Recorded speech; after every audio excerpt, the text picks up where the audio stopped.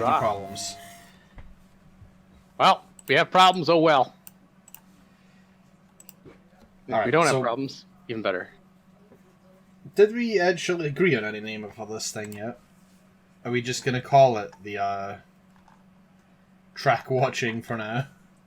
I mean, track watching's as good as anything. I was just I was just looking for something obscure as possible. That is probably one of the more obscure things, because it requires knowledge of a specific game from a specific time. Yeah, it's the absolute time capsule reference. I kind of feel like a Left 4 Dead reference of some sort, maybe a little bit more understandable. But there's a lot to farm from. Specifically, I would say it had to be Left 4 Dead 1, because that was the one we played into the earth itself. Oh yeah, oh Jesus Christ! How many? Let me just check on Steam. How many hours of Left 4 Dead 1?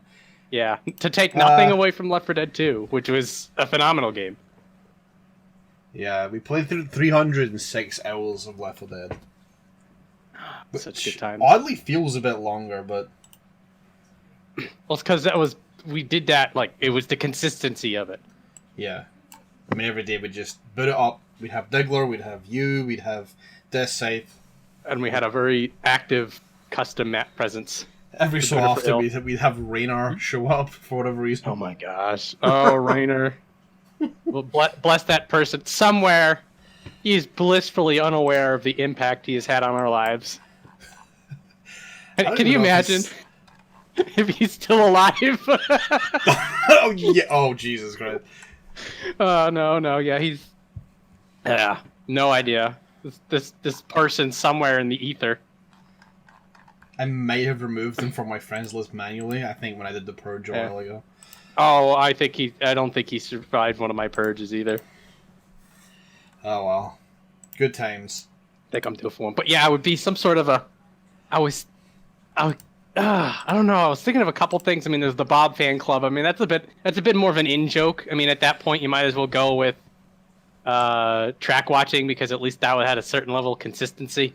Yeah. I guess the first thing that popped into my head was how we got into a real big, like, gentleman's slap fight over who would actually die in the sacrifice. Oh my, yeah, I remember those days. So, like, because it came out and we found, like, they had all 4 of the posters where one of them was missing, and we all had our own logic for who was dying and why, and, like, you could not tell me anything except Francis was going to get it. Because, I mean, it was the whole redemption, and then you would just not hear anything except Bill's going to die, because of course Bill's going to die. He's just going to go back into his Nam days and save the day. Yeah, like, we all had our own different theories and actual plausible arguments as to why each character would sacrifice themselves. Which, I mean, I guess that's part of Left 4 Dead's good character writing. Yeah, oh man, Left 4 Dead, that was back when Valve made games. Remember, what's her name? Wow, I've actually... Zoe. Rochelle. Remember I used to hate Rochelle? I think Rochelle might have actually just became my favourite character as time has gone on. The older I've gotten, the more I've liked Rochelle. It's because she just doesn't care. Which is kind of it. We all hated it because Tatsu spammed Rochelle's laugh. I at the time, I just didn't think she really had much of an input, to be honest. I don't know. I think it was just too much into Zoe, and Rochelle was too much of a... departure from Zoe. I guess. Not wrong. There are different characters. But and as time's gone on, I think I've warmed up to Rochelle much more. Still not my favourite. I still say Ellis is. Ellis is just god tier. And I'm really glad when we all came to pick characters, everyone was like, oh, Ellis sounds like a dork. I don't really feel like playing Ellis. Fortel can have Ellis. And then Ellis came along and everyone was like, god damn it, I wanted Ellis. Oh yeah, we Alice did turn out to be fun. They were all fun. I mean, all the cast, all Yeah. 8 of the Left 4 Dead characters, I think were agreeable. Yeah. Oh, what a good time. Left 4 Dead Until 3. the developers became children, and then everything went to shit. Yeah. Oh, I forgot. I had blocked that out of my mind. You know, every day you'd go onto the Left 4 Dead blog. That was a weird. That was a weird moment in internet time where you went into the developer blogs for news because there was no generalized feeds. Oh man. I wonder if they're probably still up. I'm not going to check. I don't want to. I think there's no new blog post, but it's still there. I think the recent ones from like 2014 or something. I don't remember. Gosh. I just remember when they got really upset. It's like, oh, nobody's playing Last Man on Earth or Hard 8, so we're going to force you to play those 2 mutations until you play it. Yeah, it's like, come on, give us back the M60s and chainsaws. Why in the world would you force people to play the 2 most obnoxious game modes? I mean, Last Man on Earth was fun once, but you're playing the game by yourself. It's kind of boring. It's not what Left 4 Dead's about. It was a good metric for how good you thought you were. You're just like, oh no, I got this. I don't need all these other jerks, and then you get smashed in the second level. I mean, Hard 8 was just a mess. I fucking... if you had one incompetent person in your team, it was all over. It was just done. Right. It was just not fun at all.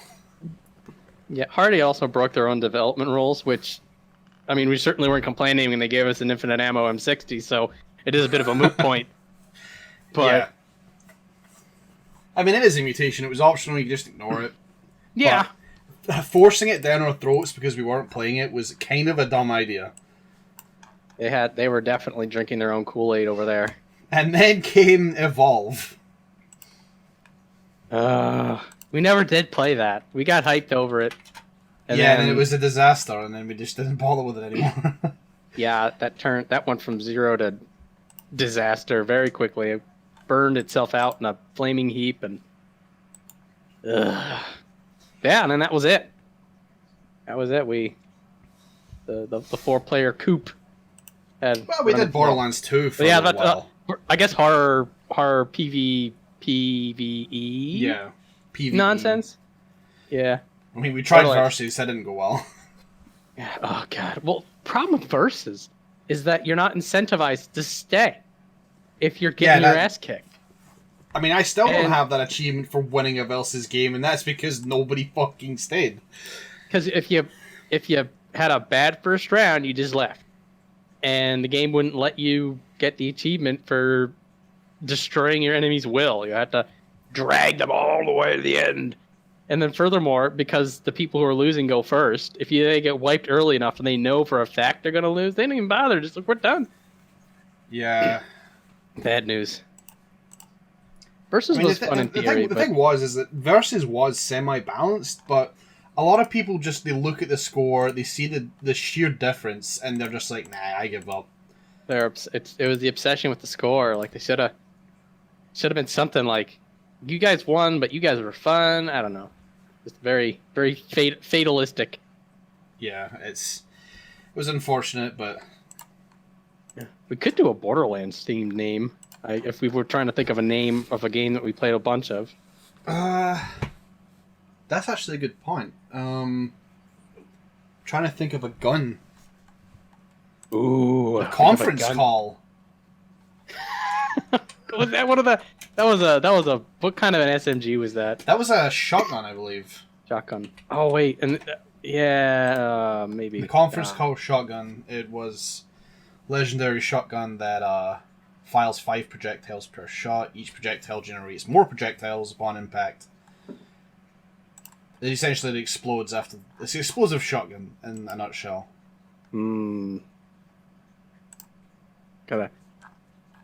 That's something that could be some fertile ground. A Borderlands gun, or see, there's a bit of a worry if we go too far game specific, because then people might come in and be like, "Oh, this sounds like a Borderlands 2 podcast." Like that would exist anymore in this day and age. God, no! A Borderlands 2 podcast is everybody getting together saying, "I hope to make another one. I hope to make another one before they close down Gearbox Software." But at the same time, you're like, well, at the same time, you're like, you don't know if you actually want them to make another one. Yeah, like right now, their track record at the moment has not been spectacular. You tell yourself, you're like, okay, Gearbox Software is good. Then what was it, like Aliens, Colonial Marines was the dumpster fire that they pushed out the door. They did make Duke Nukem Forever though, which I mean. Okay, Duke Nukem Forever really is. I know it gets flack. I know why it gets flack, but to me, it's kind of a B-movie video game. It is. Oh, I enjoy it because of its B-movie cheesiness. I guess its terrible aspects. I still think it's fun enough. I don't think it deserved the flack it got. I mean, a lot of people were like, "Oh, it was in development for 14 years." It wasn't in development for that long. For Christ's sake, that's not how development works. Mm-mm. You don't sit and slowly work on an aspect every day for 14 years until they release a damn thing. Yeah, the version of the game. The version of the game we played did not take 14 years to make. Like that version, that was probably, I would say, 3 to 4. But the problem is that they made how many versions of Duke Nukem Forever, and they just kept throwing it out. I mean, that's what development hell is. But I mean, I understand that people are looking at it and they're like, how can you justify this? It had some optimization issues, I think, but that was more of a console thing, and that's what you get for doing console. Oh, PC Master Race. That should be the name of our podcast. That would go down well. Oh God. Yeah. Ooh, that's actually. Let's see. I don't think that's gonna go down well. No, it won't. We're gonna get a whole bunch of people who are gonna come in here and ask us for hydro cooling or some shit. I'm gonna be absolutely brain dead with that. Are you multi-threading? You're overclocked duo core, and we're gonna be like, I bought a thing online. They're like, get out of here. I mean, we could get rid of them pretty quickly by offering them Alienware computers. I'm pretty sure we would get rid of them pretty quickly. No, I mean, like, this Dell I bought was top of the line. They'll just cringe and walk over. They're like, oh, they'll salt the earth before they leave. That's what it is. Man. No, wait. What's no Alienware? That is the go-to for overpriced pre-built stuff. I'm trying to think because I know for what Origin. I think Origin. I'm trying to remember what nut jobs sponsored Overwatch, because there's always all that stuff. They have all like the proprietary PCs, and there was one I remember that made a huge push, at least before I turned my ad blocks on. And so like every time I had to do anything, though Twitch has a way around ad blocks, which is frustrating. But I figured I had to do that, but we're not going to say it on that podcast. We're into the podcast I respect the hustle. If you want your pop-up ads, and if you can get around the ad blocks, it's fine. I personally have ad blocks. It supports the streamer. It does. I mean, that's the thing. It's true. I mean, also my primary use of ad blockers is to keep malware off my computer rather than to get ads off the computer, because there's been more than enough stories of bad ads basically downloading viruses through your cookies. I'm like, no. Yeah. I choose a computer that isn't going to die in 3 years. But by the way, I believe the company's called Omen. Omen, that's it. Oh man, that it's like it's not in the same league of, because it's a viable service, but all of that, like that gamer fuel nonsense, like Mountain Dew and Doritos are basically like cashing in. Like, yeah, you need those extra. I don't know even. I can't even say you need those extra APM, because they're focusing on the Call of Duty crowd. They don't even know what APM is. Speaking of Overwatch, actually, that's a good segue. That game has gotten fucking boring. There has not been anything new added in that game for a long time except skins. Well, I know that they pushed. They're pushing for the esports for Overwatch pretty hard to the point that and that's the issue, is that while I get esports, I still generally prefer to play your goddamn video games. Yeah, it's League. Well, I'm not going to talk much about League of Legends, my ex-girlfriend. But have I had the ex-girlfriend talk with you about League of Legends? I know. I think this was a me and Tatsu thing. Probably you and Tatsu, because yeah, I mean, you guys play the Heroes of the Storm. I imagine you guys would be talking about that more than I would. Yeah. Well, I will. Well, I'll bypass that ex-girlfriend talk for some other time, unless we get bored or something. But in any case, what League did, well, League pushed their esports mess too pretty damn hard. But the thing about it is that watching the stream made you want to play the game, and then you play the game, and then you want to watch the stream, and it was a nice feedback loop. But like when I watch people play Overwatch, I'm just like, damn, they're way better than I'll ever be. There's also the fact that meta isn't super interesting. I mean, the meta changes constantly, but the meta just kind of like glues into one position and stays that way for several months. The recent meta of 3 to 4 tanks and 2 to 3 supports has been some of those boring fucking watches. And I'm just sitting here thinking, Blizzard, can you balance your video game for once in your goddamn life? It's always on the other side of the coin, trying to balance that kind of a stuff is... there's the balancing it for the casuals, and then there's balancing it for the 0.1%. This is the reason that we stopped playing League of Legends, by the way, but that's, again, another story. Wherein, if you're balancing your game based on the professional scene, then you're going to make changes that aren't going to make any sense to the Joe Schmuck. But it gets complicated because you want the game to be as good as possible for the esports, because that's how you're promoting the game. It's all effectively just advertising. I miss Team Fortress 2. That game's still out there, right? Yeah, I still play it every so often. I enjoy it far more than Overwatch for a variety of reasons. I need to collect my thoughts to give you every reason, but I'm pretty sure I could. I'm pretty sure I had a list of like 20 reasons why I think Team Fortress 2 is better than Overwatch. Yeah, but Overwatch really just took advantage of it. So it was a new freshness when it came out. And when it came out, it was really good, and it was. Oh yeah, I mean, oh Jesus, I enjoyed the shit when it first came out. Oh yeah. I kind of miss the early days. I know. Like, there's gonna be a lot of people who are like, oh, he's one of those losers that misses the early days and wishes we could go back. Not exactly, but I felt like the most imbalanced thing at the time was McCree. Then that got patched and everything seemed to be okay until we started adding characters with CC, and then things got a bit crazy. Oh, the CC thing. That's an incensed conversation I had with some friends of friends who play Overwatch all the time, and they can't stand CC, which it makes sense, because once you start adding MOBA elements to a first-person shooter, you start to see the seams a little bit.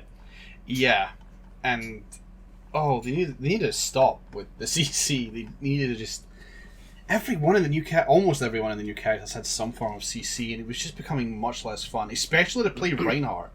Reinhardt in this day and age is insane. You're just getting stunned, you're getting pushed around, you have no idea what's going on ever. So I got a Quake Champions. I never actually got into that. Oh hey, that was actually on my list of things to talk about. Boom! Look at that. I have a list of a handful of things to talk about with this. And Quake Champions is one of them, because it was a game I've actually been playing a lot of, although I have kind of fallen off recently.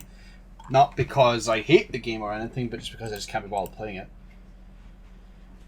From what I've talked to a lot of people that played old school Quake Champions, and then I've talked to people who don't really play first-person shooters, and both of them hate the game. The old school Quakers can't stand it because of new mechanics they've shoved in, and anybody who's new to first-person shooters can't stand it because they're really bad.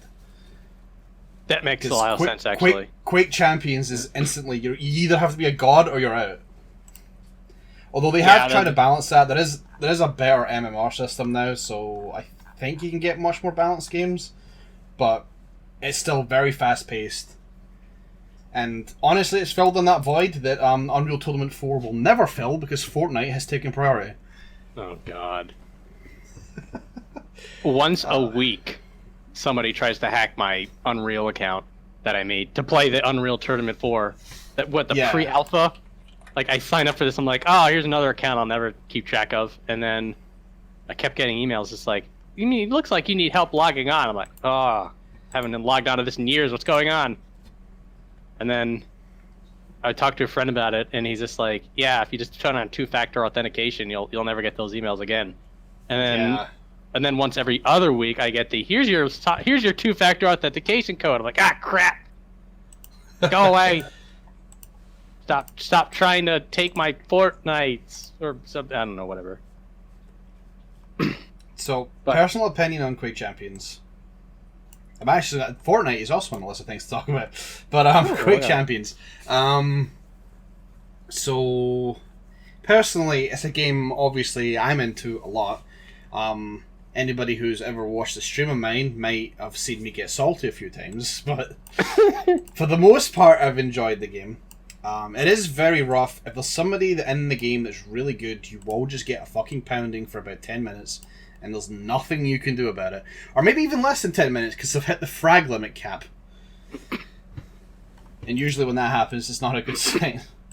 Timer usually hits first, I'm assuming?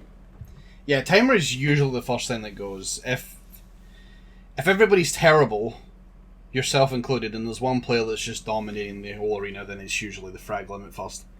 It doesn't feel good for that to happen. Because you turn a corner and they've got an instant real shot on your head, and you think it's hacks, but you know it's not hacks, because you know they're playing Visor, which lets them see through walls every so often. But it's still very annoying. I don't know, as I say, it fell in the void that Fortnite has stolen from me with Unreal Tournament 4 that we'll never ever get. And I'm fine. I'm okay. I understand why they went for Fortnite. Why would you not jump on that gravy train? Like, holy shit, Fortnite is an absolute phenomenon. And I said like half a year ago that this bubble is soon gonna burst, and the thing is still as popular as ever. This bubble is still going. People are still playing Fortnite. It's like you said, they took all of that. They took all that development effort, and they just all funneled it towards the thing that was printing money. Which again, respect the hustle. You know, bless your money making souls, because you've got a hit on your hands, gentlemen. Yeah, according to I gotta cite my news sources, TechCrunch.com. Fortnite has made $3 billion in profit. Oh my gosh, that is a lot of fucking money. And that's probably why they're being sued by several people right now for the dances in the video game, so they can get some of that sweet fucking loot. Oh, it's ridiculous. It's so ridiculous. Money grab. That is such a money grab. You know what's actually funny? When Fortnite was being announced, it was the PvE, sort of that. It was the Borderlands meets Minecraft, sort of this game. I'm looking at it, I'm like, that's interesting. You know, it's always nice to see somebody try something new, even if you don't like it. And you're looking at it, and you're like, maybe this is the game that we give it a try, and it's fun to get back together. And it came out, and you're sort of just like, it seems to be getting lukewarm reviews, and I'm not particularly invested in it. And then, like, months later, to talk about, oh yeah, Fortnite's free now and has this crazy version of playing it that you're all doing battle royale. I'm like, the hell's going on here? And it's like, it's more popular than everything. And it's like, even my mom's just like, what's a Fortnite? And I'm like, 2 weeks? It's like, no, it's a video game. I'm like, what? Yeah, it's madness. But it is like the battle royale craze is just huge. Yeah, I'm glad 2018 is going to have that out of the way. I don't think anybody's going to be jumping on the battle royale movement anymore. Because at this point, you've either made it or you haven't. It's being sandwiched into things. I think the new the Black Ops, is that the Call of Duty thing? I was actually going to bring this up, and I'll bring it up now since we're talking about Black Ops.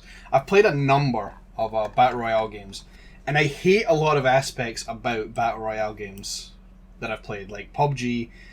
I hate the movement in PUBG, and always feels like it's being held together with duct tape. It feels like I'm going to crash at any minute. My frame rate is never consistent. I hate the building mechanics in Fortnite. I hate the fact that you're playing in third person in Realm Royale. But Black Ops Battle Royale is probably the most fun I've had in a Battle Royale ever. I think, in my opinion is usually garbage, I think the Black Ops 4 Battle Royale is probably the best. If you want a... Well, first of all, it's first person, which automatically wins for me. I don't know what it is with third person games, but I cannot aim in third person. It's very strange, but I have a problem when I'm over the shoulder of someone rather than in their eyeballs. It's virtually impossible. Not saying it's actually impossible. It's like statistically impossible to get where the model is pointing the gun to match up at all times with where it's actually going to shoot, just because of all of the variables at hand. So if you're, because I know like this is especially true for some of the older FPSs, that you'd use not as much the crosshair, but the location of the weapon on the HUD to help you line up the shot. And so like if you're turning in a third person shooter and your model's turning and it looks like it's shooting to the right, and then you fire and then you miss, yeah, it's because you have to sort of ignore pieces of things while you're using it. I don't know, that's my opinion, which is similarly not to be taken too seriously. I mean, the other problem I have as well, and this seems minor, but it's also the bullet fall off or drop off, what the phrase is. Because usually when I'm playing like Call of Duty, for instance, I can aim to where I think the person's going to go, fire a bullet, and then the bullet should hit their head by the time it gets there. But with third person shooters, I have to also add in the fact that my camera is further back. And I'm trying to judge it, and it becomes a bit of a pain in the butt.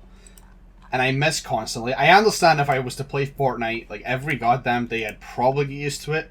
But I'm 150 years old, and I can't be bothered learning video games anymore. Yeah, this dog is too old for this trick. I'm sorry. So I'm going to stick with my Quake Champions and my Black Ops. Thank you very much. Another I think this is the last first-person shooter multiplayer we made to play together. Was the one that was duct tape onto Doom, the new Doom 4. That was the stuff that we played before. That was a beta before the actual Doom came out. Oh, the multiplayer. Yeah, that was fun. That was also fast-paced, and I enjoyed that. Had balancing issues. Kind of. The beta kind of had balancing issues, and I can understand people's complaints about loadouts, but I think what turned off a lot of people from the game was the fact that when somebody turned into a demon, they felt like they were fucked. But what you learn when you play the game is that when the demon spawns, so does the quad damage. And in my opinion, I think the quad damage is actually more important than the demon. Because usually when I go get the quad damage, I fuck the demon right up. And then I take the demon power, and I don't think quad damage stacked with the demon, but the quad damage is gone, so they can't use it, and now I have a free demon. But to say that means that somebody can't use the quad damage to knock you off the demon. And I mean, people might learn that when they play the game for 5 matches, when they finally get a demon and then they die immediately. It's because of the quad damage, and then maybe they can pick up that 2 strong items spawn at the same time.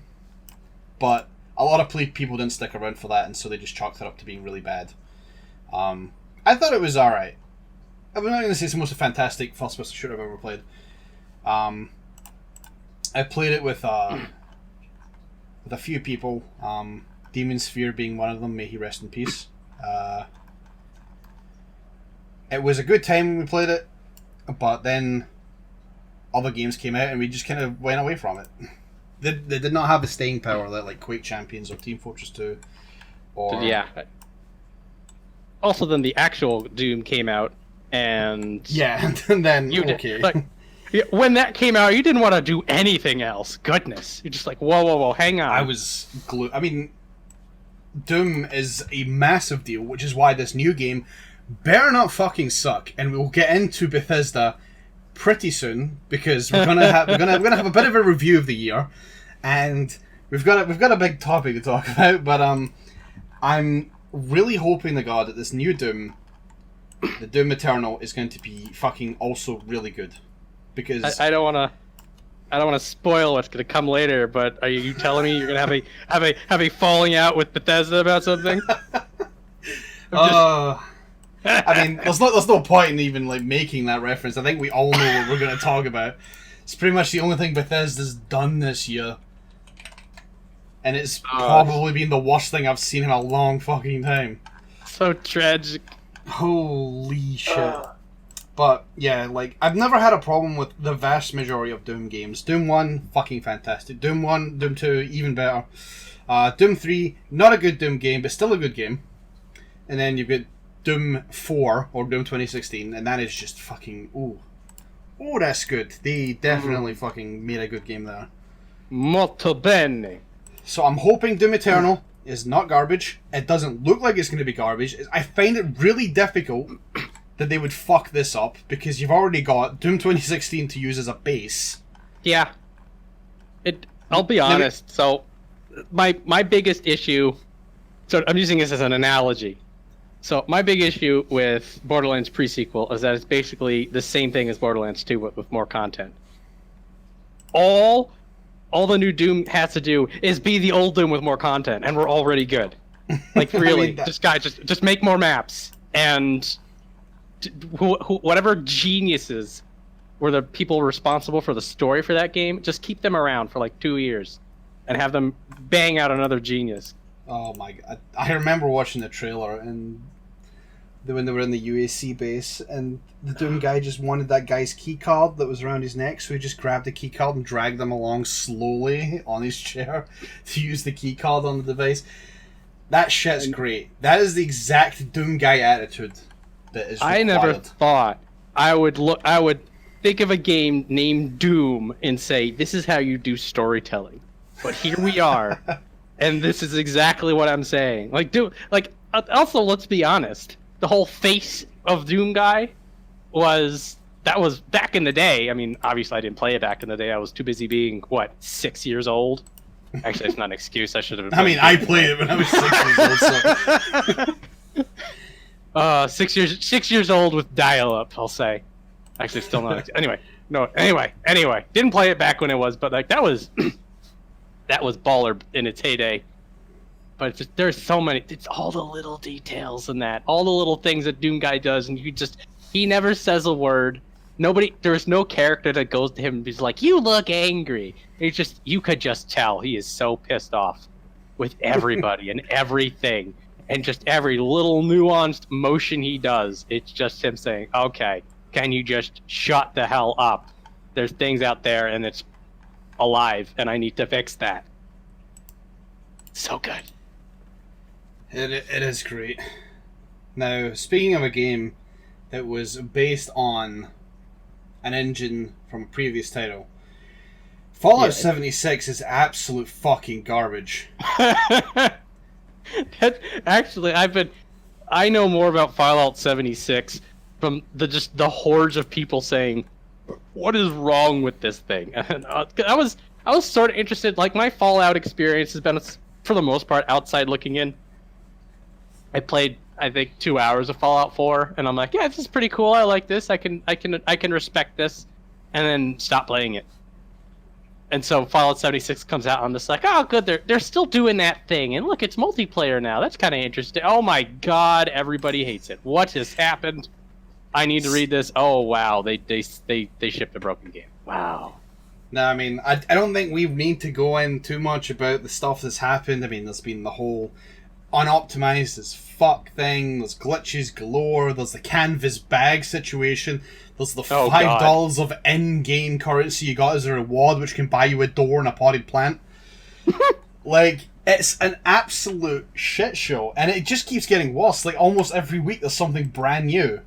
I mean, you type in Bethesda, and then it's like they're gonna unban cheaters if they can give them an essay explaining why cheating is bad or something, like some stupid shit like that. Let me just check. This is ridiculous. What? Oh man, I may need to dig into this myself. I've admittedly not kept up on my Fallout 76 news, I just keep reading more bad things over there. Oh, All right, by Jove. So we have this article from Polygon, and it's actually from a bunch of different news outlets, but we're going to just specifically pick Polygon for this one, which is banned Fallout 76 players say Bethesda wants an essay to get their account back. How big an essay here? Oh, are we talking 2 pages, 1,000 words? I'm not sure, but like I don't even think it's worth it, is it? I mean, well, when you get banned from Fallout 76, it's like, oh, thank God, I don't have to put it up again. Well, I'm coming at this from the other way. That I'm like, oh, an excuse to write an essay about video games. Go on. I mean, that's just it. Like, I can imagine several things you could write to Bethesda about why you cheated in Fallout 76. Oh man, it's just there's just like the conceptual idea about it. Like, we're Boy Scouts and we need to get our "we're sorry" badges, so we got to write an essay to our troop master. And then there's also the oh, you think I fucked up? Oh, just get a cocoa and sit down. I've got a story for you. How many? Exactly? How long do I have? Just tell me how many words, and I'll cut it down to that much.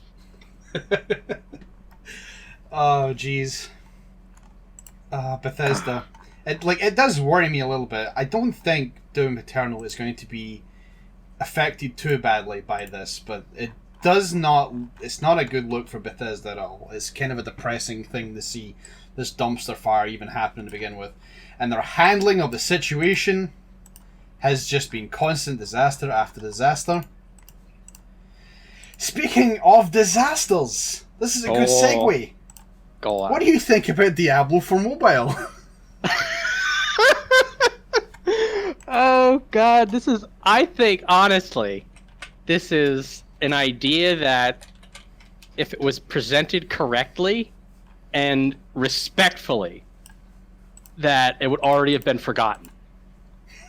But no, seriously, like the idea of there being sort of like high concept, them doing what is basically a milking of a franchise for a nefarious goals. Whatever, fine. That's just the world we live in, and if it's free to play, pay to win, then that's as ignorable as this Assassin's Creed Rebellion game that I'm playing on my phone right now, which is literally the same thing. Now, again, there's the problems is presentation and respect, wherein Blizzard as a franchise has been built on being the company that cares, and they shovel this at us when, again, Assassin's Creed Rebellion they make a bone game. It's Ubisoft. You're like, oh, those turd muffins. Of course you gotta make a exploitative phone game based off of a popular franchise that everyone loves with Axley. Anyway, then also is presentation, because they have been bone dry on anything Diablo at all for the PC, which is, what you've been playing Diablo on since Diablo was a thing. I mean, you can play it on the Switch now, which is kind of cool, but that's besides the point. Oh, that's another thing. I should talk about that after you're done. Yeah, I see that with a bit more silver lining than I probably should, but in any case, it was the fact that here we go. Here's BlizzCon. Here's the Mecca for us Blizzard fanboys, myself included. And here we go. Here's the big Diablo reveal that everybody's been waiting for, because it's been 6 years since Diablo 3 came out. And the last content update was a couple of years ago, and they added a new character for $15. So here comes Diablo to the main stage. Oh, it's a phone game. Guys, let's have a huddle. And maybe just throw together some bullshit teaser trailer for Diablo 4 before you wheel that thing out, so that people are just like, oh, look, they're working on a thing and everybody knows they're probably working on anyway. Let's get excited about that, and then, oh, there's also a phone game. I guess that'll tide us over. But again, I don't know. Like, I never watched the thing. There's a lot of this gaming related stuff I didn't even watch. Like, I didn't watch the Game Awards. I used to watch the Game Awards for a meme, But I've gotten to the point where I just want to see the Cliff Notes version of the Game Awards because I for the most part, I feel they're a joke. But that's personal opinion. We will not get sponsored by the Game Awards anytime soon. Wouldn't that be nice? This time next year. They wheel our fetid carcasses up onto the stage. Oh boy, we never expected to be here. Hello, you important industry people. We're doing something on Mario Kart, so here's a banana and a turtle shell. Yeah, let's do it. Oh, was that too spot on? I'm sorry. I do hope we're not planning on uploading this podcast to Spike TV. Guess we'd be fucked. No, I don't know. It's all using SoundCloud. I don't know. What do you do for? We'll figure it out. I don't know where those things go. I think SoundCloud works. I don't actually know. This is something we probably should have worked out at some point. I guess we'll work it out in post. Yeah. Well, if a friend of mine who does I call him from. He's cool. The guy who does the radio show after mine uploads all of his stuff to SoundCloud. So, at least there's one other person uploading lengthy content to SoundCloud that I'm aware of. But I guess it's worth researching. There's options out there. So, backing up real quick. I only heard about Diablo 3 and its disaster when Twitter quite literally fucking exploded. My timeline was just lists of how out of touch Diablo 3 was. There was a ton of is this an out of date April Fool's joke memes just everywhere. I love that guy. I love that guy. That was so good. It was worth it. But I saw it and I was like, is Blizzard have we really reached this point where Blizzard is this out of fucking touch? Because I know Blizzard's been bad before, but this feels like the most out of touch they could ever be with their market. It's a bad omen, though. I can't help but feel when I watched the out of touch April Fool's joke clip for like the 20th time when I finally stopped laughing.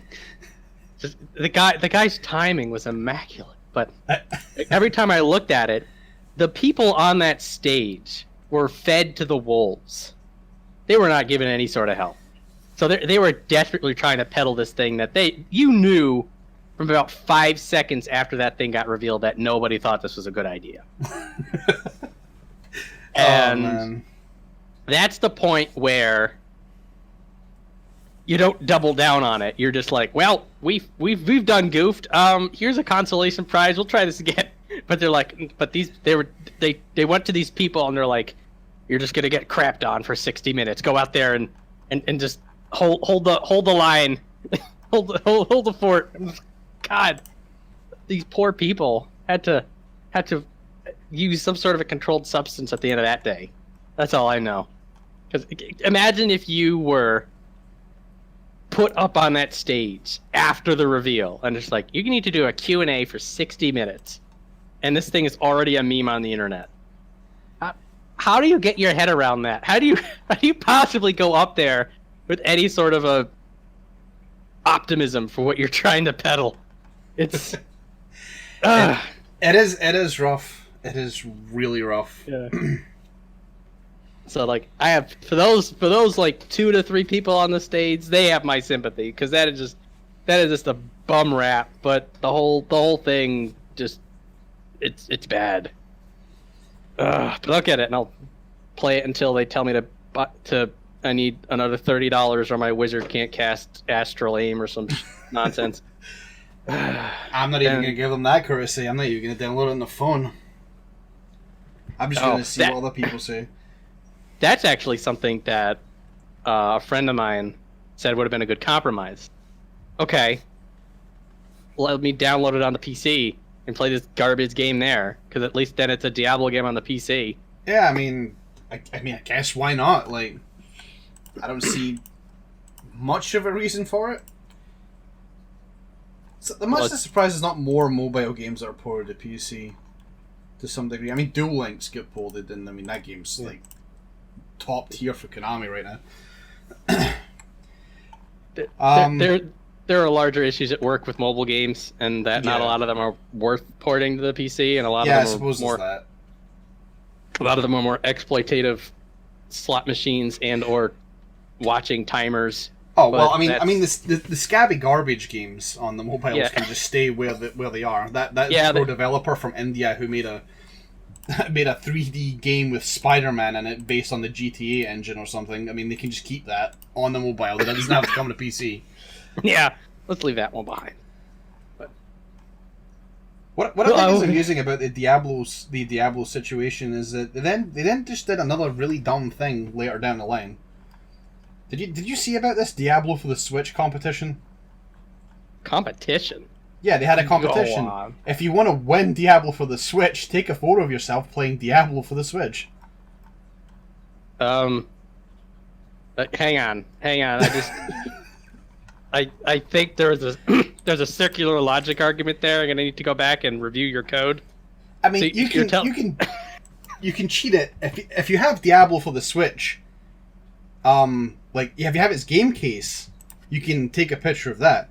But that seems a bit of a waste if you don't have a Switch to go and buy Diablo 3 for the Nintendo Switch for a chance to possibly win the game again and a Nintendo Switch.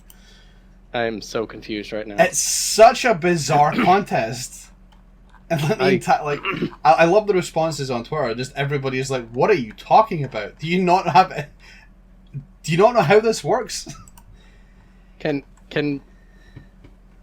No, I'm backing out. I can't make sense of this. Eject. I tried to logic my way through it, and then it just continues to error. Okay. Like at that point, you might as well just go down to your local Halloween shop, buy the Diablo 3 knockoff costume, and then play the Switch while wearing that, and hope that gets you a game. And try to ignore the fact that you probably spent about as much money on the knockoff Halloween costume as what the game would cost. I don't know. I mean, if you're a GameStop employee, you may actually be in luck. You may be able to just take a picture of the box. That's the only thing. That's the only way that you can get out of this, is if you go down to where the game's being sold. Because sometimes you'll get lucky and like it'll be in the display. So like you'll be like in your local GameStop or Target or Walmart or wherever the hell you go. Other game stores exist in other countries. Yeah, the Game Marts, J Street Video Games, or Gamerific, the Game Zone, Granger Games. Only one person's really going to get that, to be honest. The great Game Gatsby. Yeah. Anyway, you go there and you take a picture of yourself playing the store version, and then you won't get it because contests are just lotteries. But anyway. Yeah. It's hilarious. I had no idea about that. It seems like the big companies are really like dropping the ball. Seems to be the theme for 2018. 2018's been kind of wild, I think. Just in general, for many, many different reasons. I mean, we've got the looming threat of Article 13, but we'll drop that for now. We'll leave that to the side. Yeah, at least in terms of, sticking on video game nonsense, because we have in the past talked about non-video game nonsense at length and how it's equally as baffling sometimes. But it did feel like this year was when the big companies went so far that people are just like, that's stupid. We're not going to do that. And now we're in this awkward phase where they're like, what do you mean you don't want to? I thought you liked video games. And they're like, well, we're going to get other ones. Yeah, pretty much. It's very strange. It's a very strange time. So it really is. I am morbidly looking forward to when the great temples start to fall. But then it's just like, well, what franchises are we going to lose? Yeah. And I know that's sort of your concern with Bethesda looking dumb, is that they'll, I mean, there's nowhere else for Doom to go, really, unless like Bethesda has really dug such a deep hole that they have to give it to like Nintendo or something. Oh my god! I mean, that won't happen. EA will be the first to buy it, I imagine. I don't know. That'll be a fate worse than death. Like I don't want to have to fucking reinstall Origin to play Doom. They got Doom's on a Nintendo console, man. That's precedent right there. Yeah. Give it over to them. For Smash, please. Well, Smash Ultimate's supposed to have everybody in it. If the final DLC character for Smash Ultimate is Goku, then there is literally no need for them to make any other Smash game ever again. Because, two of the biggest memes have been Ridley and Goku, amongst others, but it's been, the big ones have been Ridley and Goku. Ridley's now in this one, so everybody's now waiting on Goku. It's just for the meme. Whether or not people even like Goku, people just want Goku in Smash. Really should have Piccolo in Smash, to be honest. Oh, I mean, yeah, I'd say Piccolo. At least he's a better father. Now we're going down the Dragon Ball Z hole. I gotta pull out of that. That's a conversation that we could have at length. Oh, Jesus. Oh, boy. Yeah, we really could. For anybody curious, I'm not a weeaboo, but there is an anime I do watch, and one of them is Dragon Ball Z. And Super, and the original, and unfortunately GT. We got to talk about GT later. Well, we can. If we ever decide we're just, I mean, this podcast is supposed to be gaming related, but we could probably just have an episode dedicated to garbage, and then just talk about GT for a bit. Oh shoot! Okay, I'll be honest. I still don't like GT, but I did rewatch it again, at least bits of it again, and I don't hate it as much as I used to. I still don't like it, but there's a couple of things I do like about it.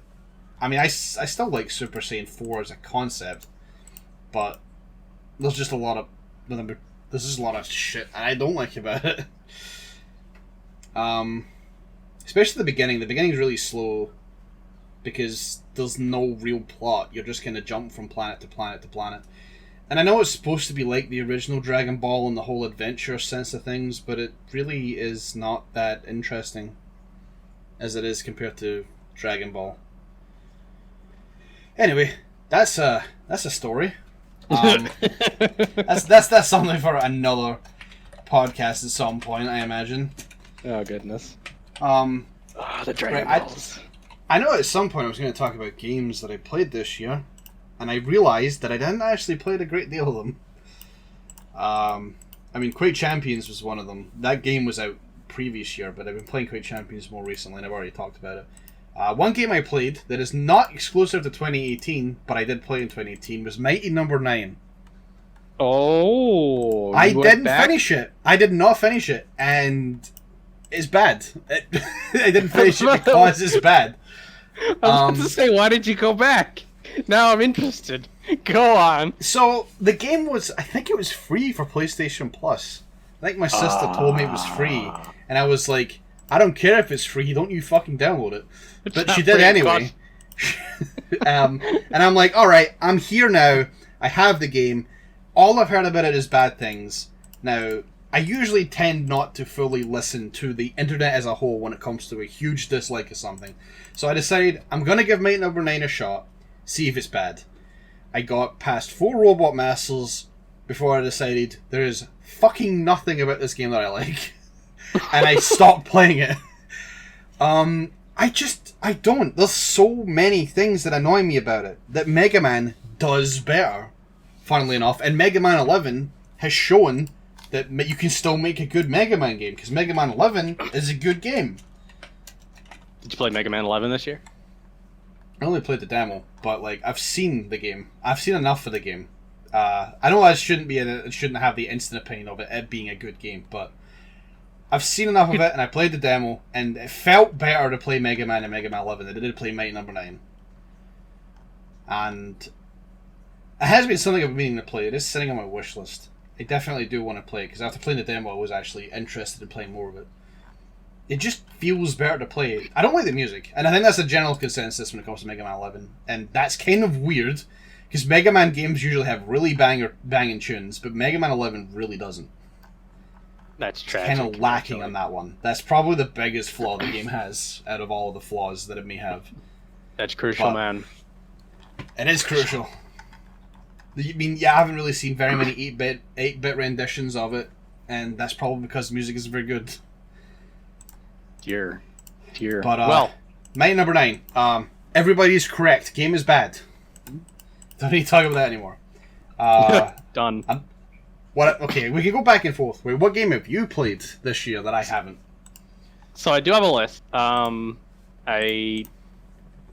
Well, here we'll start off. We'll start off with a game that I didn't play, which is Pit People, which completely fell off my radar because it did that early access thing, which I never do anymore because I've been burned way too many times. Yeah, so this is from the same people who did fucking Battle Block Theater. Battle Block Theater, which is a game we played the crap out of for a while.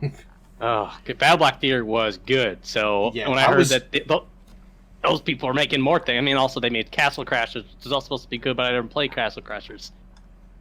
So Pit People, like I saw like videos of it when it came out on, again, early access, which means it's not a real game yet. And I was like, okay, they're onto some cool stuff. And then apparently Pit People came out in like March. So yeah, I think it's been out for a while. It fell off my radar big time. And it's funny because I think it was on my wish list, and then like the winter sale happens and everything went on sale and Pet People's on sale. I'm just like, that game's in early access. Oh wait, it's not. What's going on? So it's one of my 2019 goals is to go back to that. Hopefully that game doesn't suck. But really, you just need that narrator guy to be yelling at you more, and you'll Stamper. If he's yelling at you, then it should be okay. At least okay, at the very minimum. If Stamper is shouting at you, at the very minimum, it's okay. Yeah. So here's my list of things I need for this game to be okay. 1, Stamper yelling at you. 2, the game does not crash. Okay. We can get to points 3 to a bajillion once we start playing and then we'll be like, okay, is it actually a memorable game? How's the music? How are the graphics? Oh, blah blah. All that other dumb crap. That's far down the list.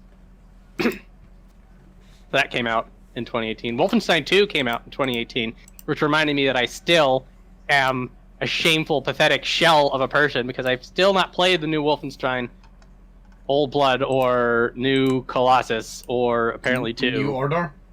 New Order. Oh, New Colossus is the Wolfenstein 2. But I gotta get on that. Wolfenstein New Order is absolutely fantastic. Did you? What, New Order? So Old Blood came out, and then New Order came out, and then... No, New Order, then Old New Blood. Order came out, then Old Blood was essentially an expansion on the original Wolfenstein New Order. And then 2 It's came basically, like, prior to the events in New Order, before, like, we went to go storm... Whatever, that's actually spoiler territory. I'll not say any more than that, but it's essentially prior to the main story of the main game. And then New Colossus is America in the 1960s, where there's a lot of racism and all sorts of bad shit, because Nazis are very bad people. Who would have thought? I think I read that somewhere once. Now, I didn't actually jump instantly on New Colossus. And I'm kind of glad I didn't, because a lot of people were saying similar things about New Colossus. And I feel like what they should have done is made a Wolfenstein movie rather than a new game. Whoa. Because it seems like there's too many cutscenes and not enough shooting Nazis. The Final Fantasy effect. Yeah, kind of. So New Order's fantastic. Old Blood is fantastic. New Colossus, according to people from reviews, has been kind of iffy in that there's too many cutscenes, not enough shootings in Nazis. I don't know. It might be alright. I kind of liked the cheesy story of New Order and Old Blood. I liked the concept of looking at the world if the Nazis won. I think that's actually really interesting to look at and see how things played out. So I might actually not be bothered by the amount of cutscenes that New Colossus has. But yeah, a lot of people are saying it's not as good as New Order. So we'll see. We'll see how it is. To be continued. To be continued. Maybe that'll be a 2019 goal for me, because I have got the game, I just haven't installed it or played it. There's a lot of games I haven't installed and played. I'm like miles behind. Speaking of a game I did install and played, and really shouldn't have, It's MapleStory 2. Oh, this shouldn't have. This is a new development. Speaking of like going back to old references we were talking about since the beginning of the podcast. So here's the thing with MapleStory 2. I think they were too afraid of what the Western audiences would think, so they dumbed the game down to the most simplest level they probably could have. So, my issue with MapleStory 2 is that I think the gameplay is fine, but you get to max level way too fast, and you get through the content way too fast because the game basically hands you as much as possible on a silver platter. And from what I heard, it's because the developers are afraid that Western audiences can't handle any form of grinding. So they just kind of gave you everything. And I played the game, got a character to max level, did pretty much everything the game had to offer within like 5 days. And the only other option I had was to create new characters, but I really didn't have the motivation to do that, to be honest, because it would just be more of the same. There was a point in MapleStory 2 where I did get locked, where I was forced to just do the same dungeons over and over and over again, because it was severely gear locked from the super high level content. And in order to break that seal to get to the higher content, you have to get really fucking lucky with drops, which I wasn't. I have the worst luck in the entire universe. Or grind the gear you get from the dungeons to upgrade your current pieces of gear. Both take a very fucking long time to do. And so there is still grinding, technically, but I don't think it's as fun as leveling.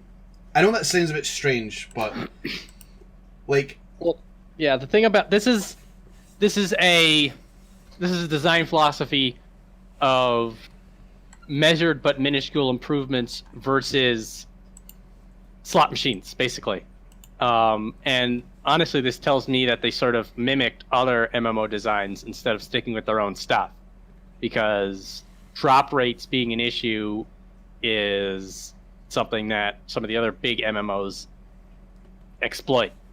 Where in MapleStory, you're just like, you're always, you're going to be in the monkey patch for 10 hours killing things, and that is admittedly its own problem. But then the bonus is that at the end of that 10 hours, so long as you don't goof up too much, you're going to be higher level and you get cooler stuff. But conversely, the end game idea of here you get everything up to a point, and then if you want to get to the next point, you need to do this thing for an hour, and then maybe you'll get what you need, or maybe you'll get nothing and need to play it for another hour. At that point, then there's no metric for success. It's just the thrill of rolling dice and how long you need to wait until you get to roll those dice, which is then exacerbated by people playing like idiots because it's an online game, so there's going to be a bunch of those. And yeah, that's a bit depressing, honestly. I mean, to give a rough idea, I'd ran a grand total of 70 dungeons before I got one item. 7-0 before I got one item. Now, I've heard that's actually extremely bad luck. I should have gotten at least 2 to 3 at that point, but I got one after 70 dungeons. I know, that's how bad it is. The thing was, is that by the 70th dungeon, I had more than enough to actually upgrade to do the higher level stuff. But it's kind of annoying. You're limited to 10 dungeon runs a day, which you can circumvent if you build more characters. But I'm gonna be honest, I can't be bothered going through the story because the story is absolute dog shit, but it's the only way to level up. I mean, it's not, but it's easily the fastest. You could do traditional MapleStory and go grind on monsters all day, but you could gain 20 levels by the time you gain 1 if you go through the story. It's kind of... I'm not a big fan of it, and I know the grinding in MapleStory 1 was terrible, but the lack of it in this game, and just how simple it is to get to the end game stuff, I don't know, I didn't like it. Maybe MapleStory 3 will have a good in-between, but I'm not too big on the way MapleStory 2 handled it. There's also just the fact that nobody played the game with me. I was playing it alone. That hurts on an MMO. Yeah, I I did have a handful of people play. I mean, re-spooted it up for 5 minutes and then instantly uninstalled the game. And then there were other people from the Final Fantasy XIV crew that started to play it, but they also just disappeared as well, and I was just left with myself, and I was like, alright, well, I did all the content the game has. Maybe I'll come back in a year, maybe there'll be tons to do, but as it is right now, I don't feel there's enough, so I'm just going to leave it. That's effectively the MMO single-player experience. You consume the content, you muddle around in the end game, and then if the end game is inherently interesting, you'd stick around, but if it's not, then basically you've run out of things to do, so... Yeah. I mean, the good news is with MapleStory 2 is that it's free. So I never really lost anything except time. And it's not as if my time playing MapleStory 2 was terrible. But it just was not what I want. I was just hoping that level up would be a bit slower. One thing that's also kind of bothered me, and this is probably the last thing I'm going to mention, is that a lot of the levels look like they're designed for platforming. But the game gives you a mount and the ability to fly very early. So you basically bypass every single platforming section. And it seems really strange that you've got all these like moving platforms you can jump on and these things you can jump up, but you can fly, you can ride mounts, and you can climb walls. It doesn't feel like the levels are designed around the abilities you have. It felt like they had an idea, decided to scrap it, but just keep the maps and then just let you have all the abilities to skip everything you don't like. And that does sort of bring back to your earlier point that they were afraid of a steep difficulty curve, so they flattened it. The Koreans are afraid of the West because the West are too dumb. That's actually very accurate, but that's another story. Did they have those? Did they have those like those secret rooms like they had in the first Maple story that were like the super hard platformers and that you couldn't use any tricks?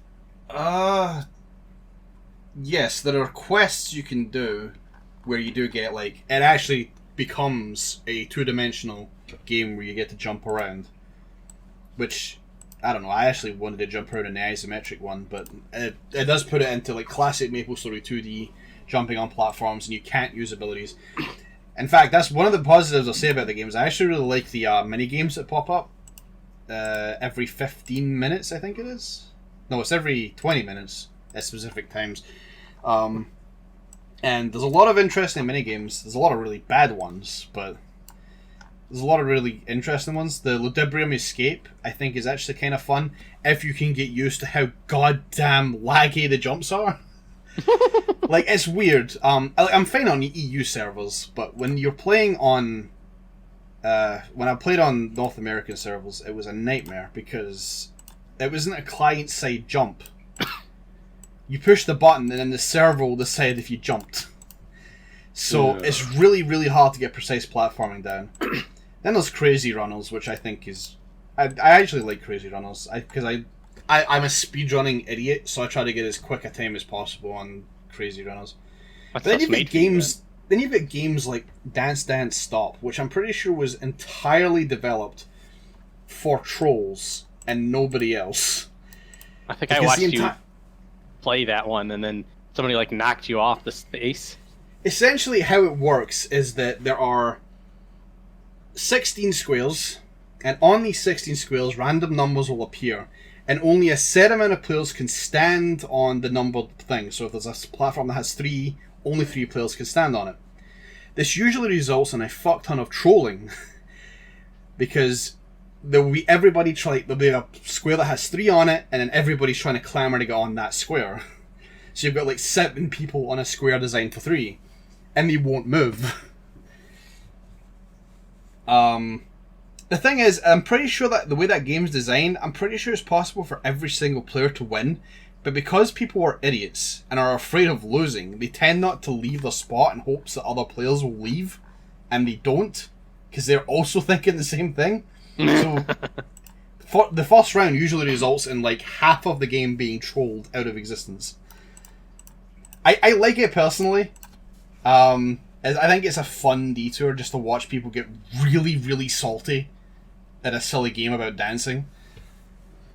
But yeah, there are positives to MapleStory, but for me, I've already got my money's worth. I got to max level. I got through all the hard content, and now I'm just kind of sitting here. So I'll come back in a year's time, see if the game's any bigger, but right now I feel like MapleStory 1 has much more to offer than 2.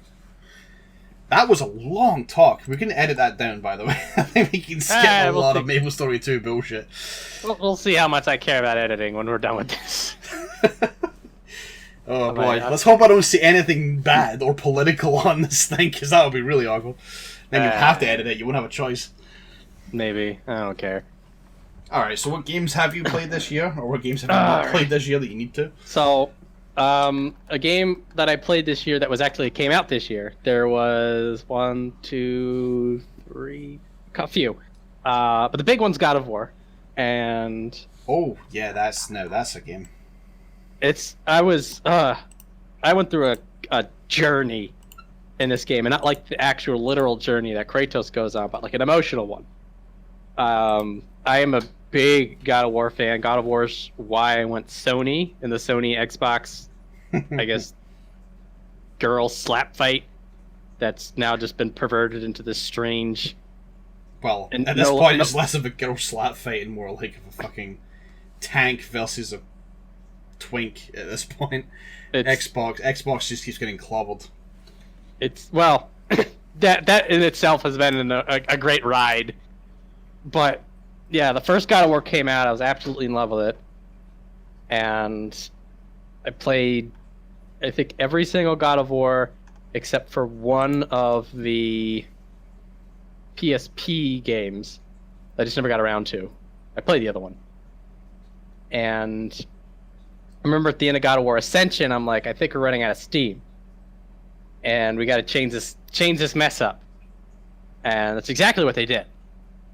And it's sort of like with the benefit of hindsight, you can look back at God of War and that if they made another God of War that was like God of War, it wouldn't have worked. They went in this bold new direction, and it was such a jarring transition that I almost didn't finish it. Just because it was so different and it was so weird. I'm glad I did. I sort of just embraced that it was different eventually. Also, they came through on a couple of things. Like Kratos, basically, as a character, you sort of expect some things from him in terms of violence. And when he's the bearded daddy man, I mean, he was plenty violent to like do the whole thing, but like I guess there's a certain level he never went to, and he did eventually get to those levels. I'm like, okay, my angry self has been satiated. Carry on. Also gorgeous. Holy moly! They know how to make those pixels work. They know how to make those pixels work. My brother was playing the game behind me, and Jesus, one of the beginning fight scenes, I don't remember his fucking name, but that entire fight scene was absolutely wild. The game just looks absolutely amazing. It does. It's again, it's so weird because like I think back on God of War and I go through like this entire, oh my god, I knew God of War. Oh yes, it's so gorgeous, and then like they hit the point that they went full RPG on me and I balked. I flipped out. I was like, why do I have levels? I still have conniptions about that. I think that if they went full on Last of Us instead of half of The Last of Us and half of Metroidvania, that it'd be a little better. But that is such a subjective opinion that I'm not going to give it any sort of value. But you could tell that they put work into this, and at no point during the game was I told that I could get a better axe if I give him $5. And for me, that's the biggest takeaway, is that they made this complete, well thought of package that felt good to play, and for like 95% of it was bug free. And that's so incredibly rare.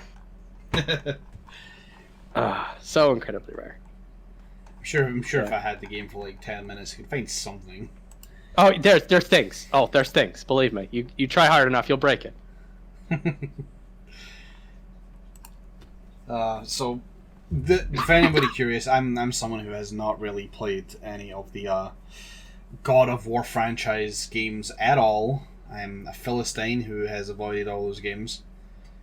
Well, it's a console thing, and you are the PC master race. Like you are the personal computer made flesh upon the world. It's kind of a terrifying image. Oh, how else would the personal computer made flesh upon the world look like if not a Doom speedrunner? Oh, jeez. I don't know if you can really call me a Doom speedrunner anymore, to be honest.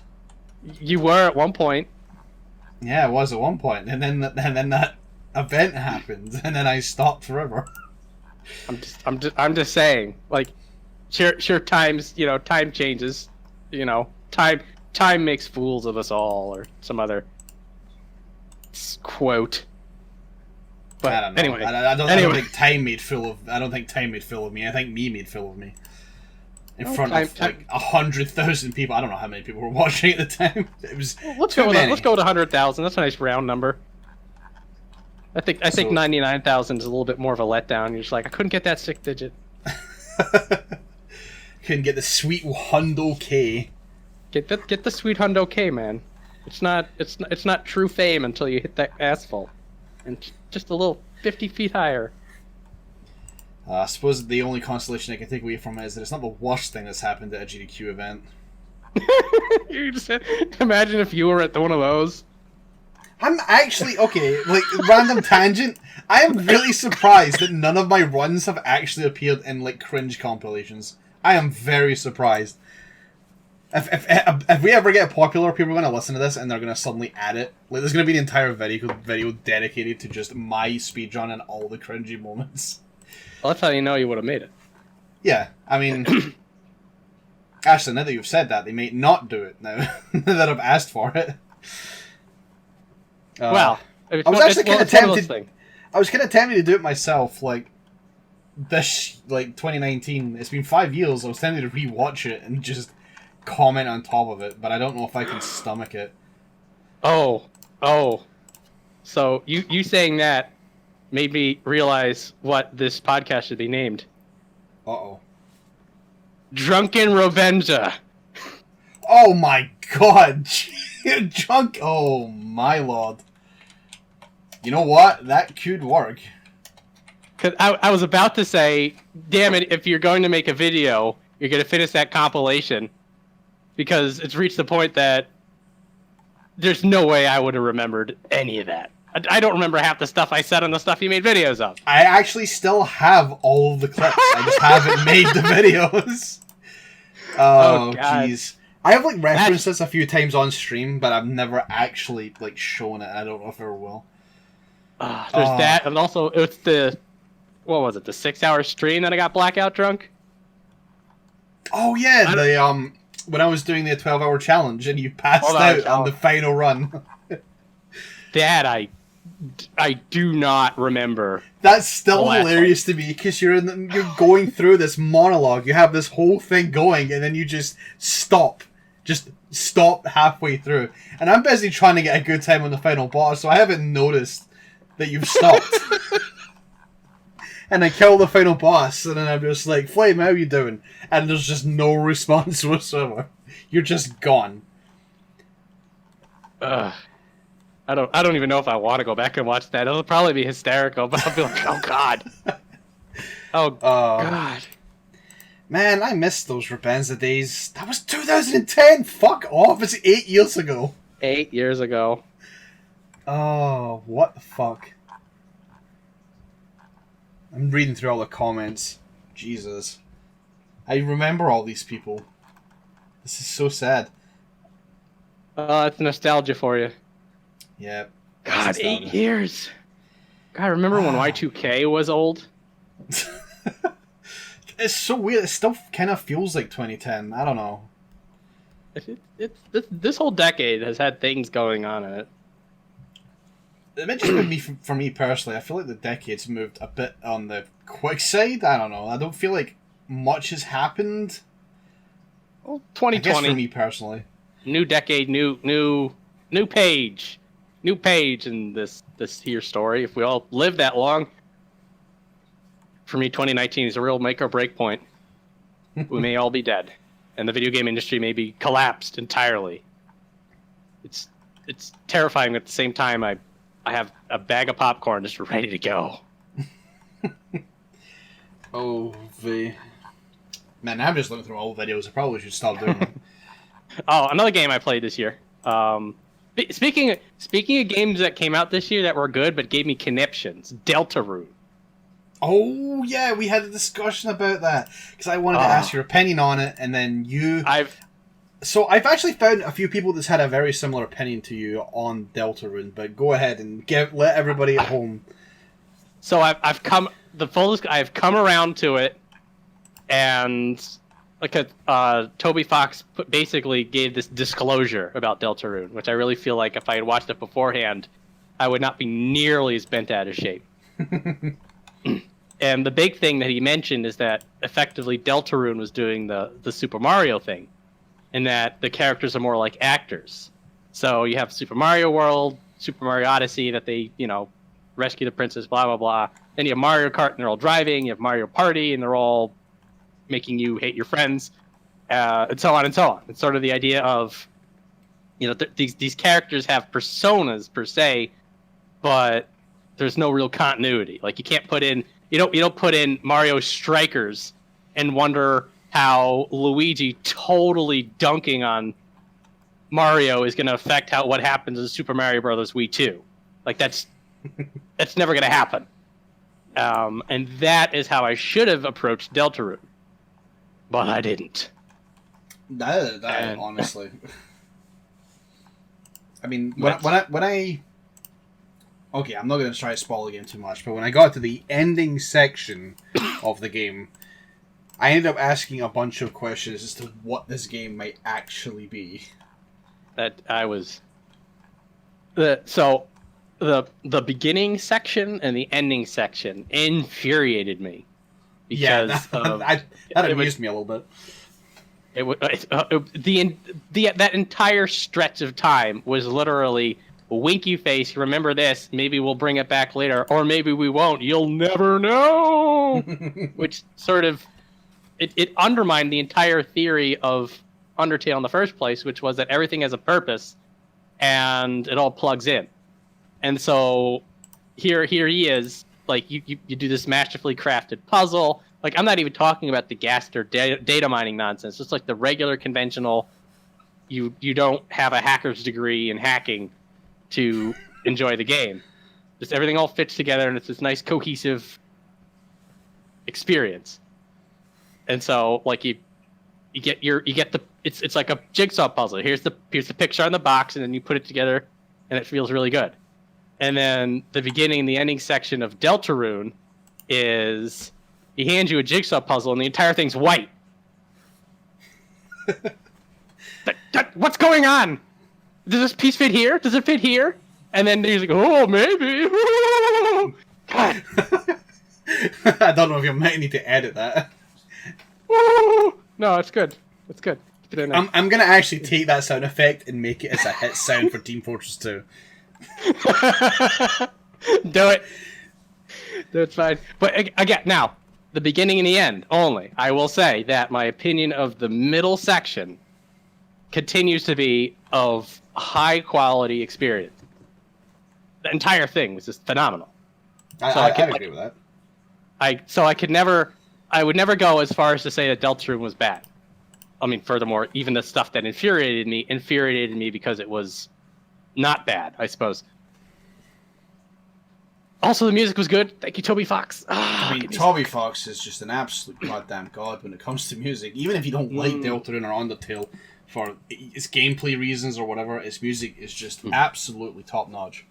Yeah, there are valid reasons to not like those games, which I will appreciate. There's no reason to not like the soundtrack.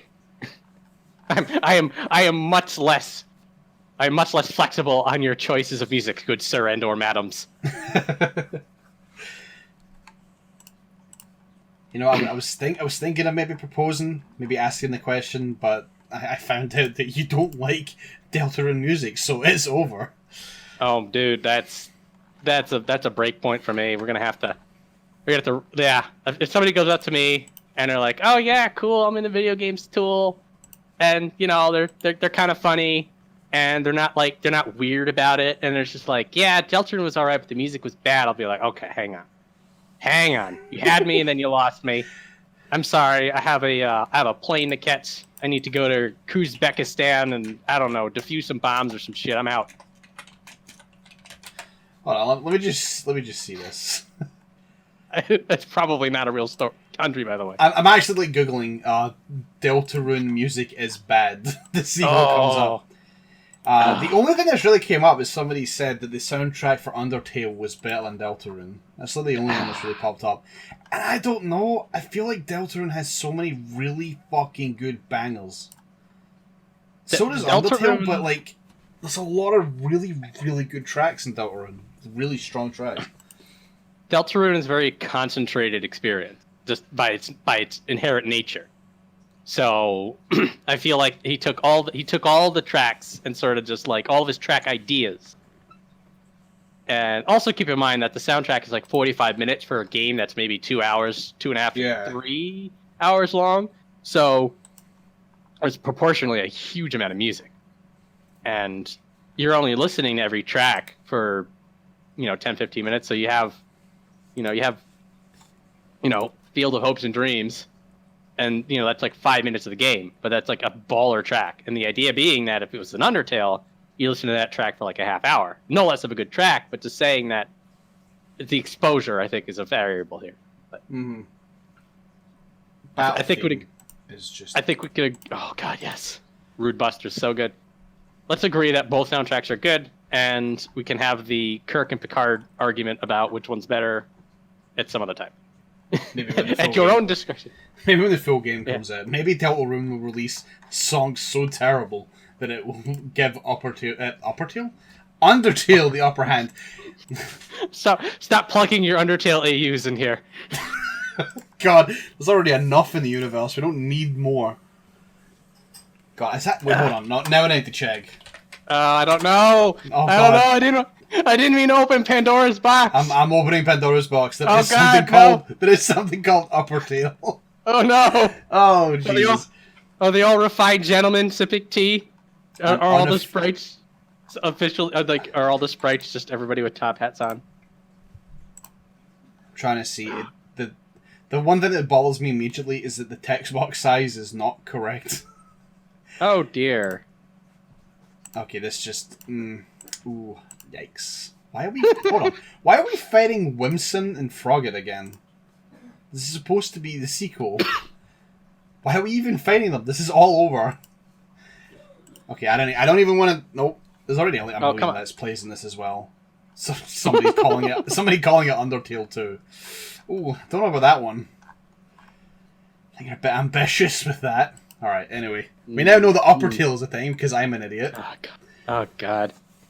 It's my fault, really. I should have... should have edited it out. Nope. I will never regret going for the jokes. I'll just simply feel bad about how it ends. Jeez.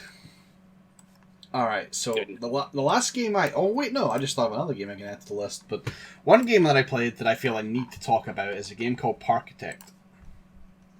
Yes! That I have been playing the absolute shit out of, by the way. Parkitect is... Okay, if you've played Roller Coaster Tycoon and you really like Roller Coaster Tycoon, then you will fucking love Parkitect. Like... This is a fucking love letter to anybody who loved those isometric simulation games. This game does everything right and then adds more to it. I had one complaint about the game. One thing I actually thought was annoying, but they actually released a patch just before Christmas that fixed the one issue I had. So now I have no issues with the game whatsoever. Oh, nice. The game is pretty much spot on perfect.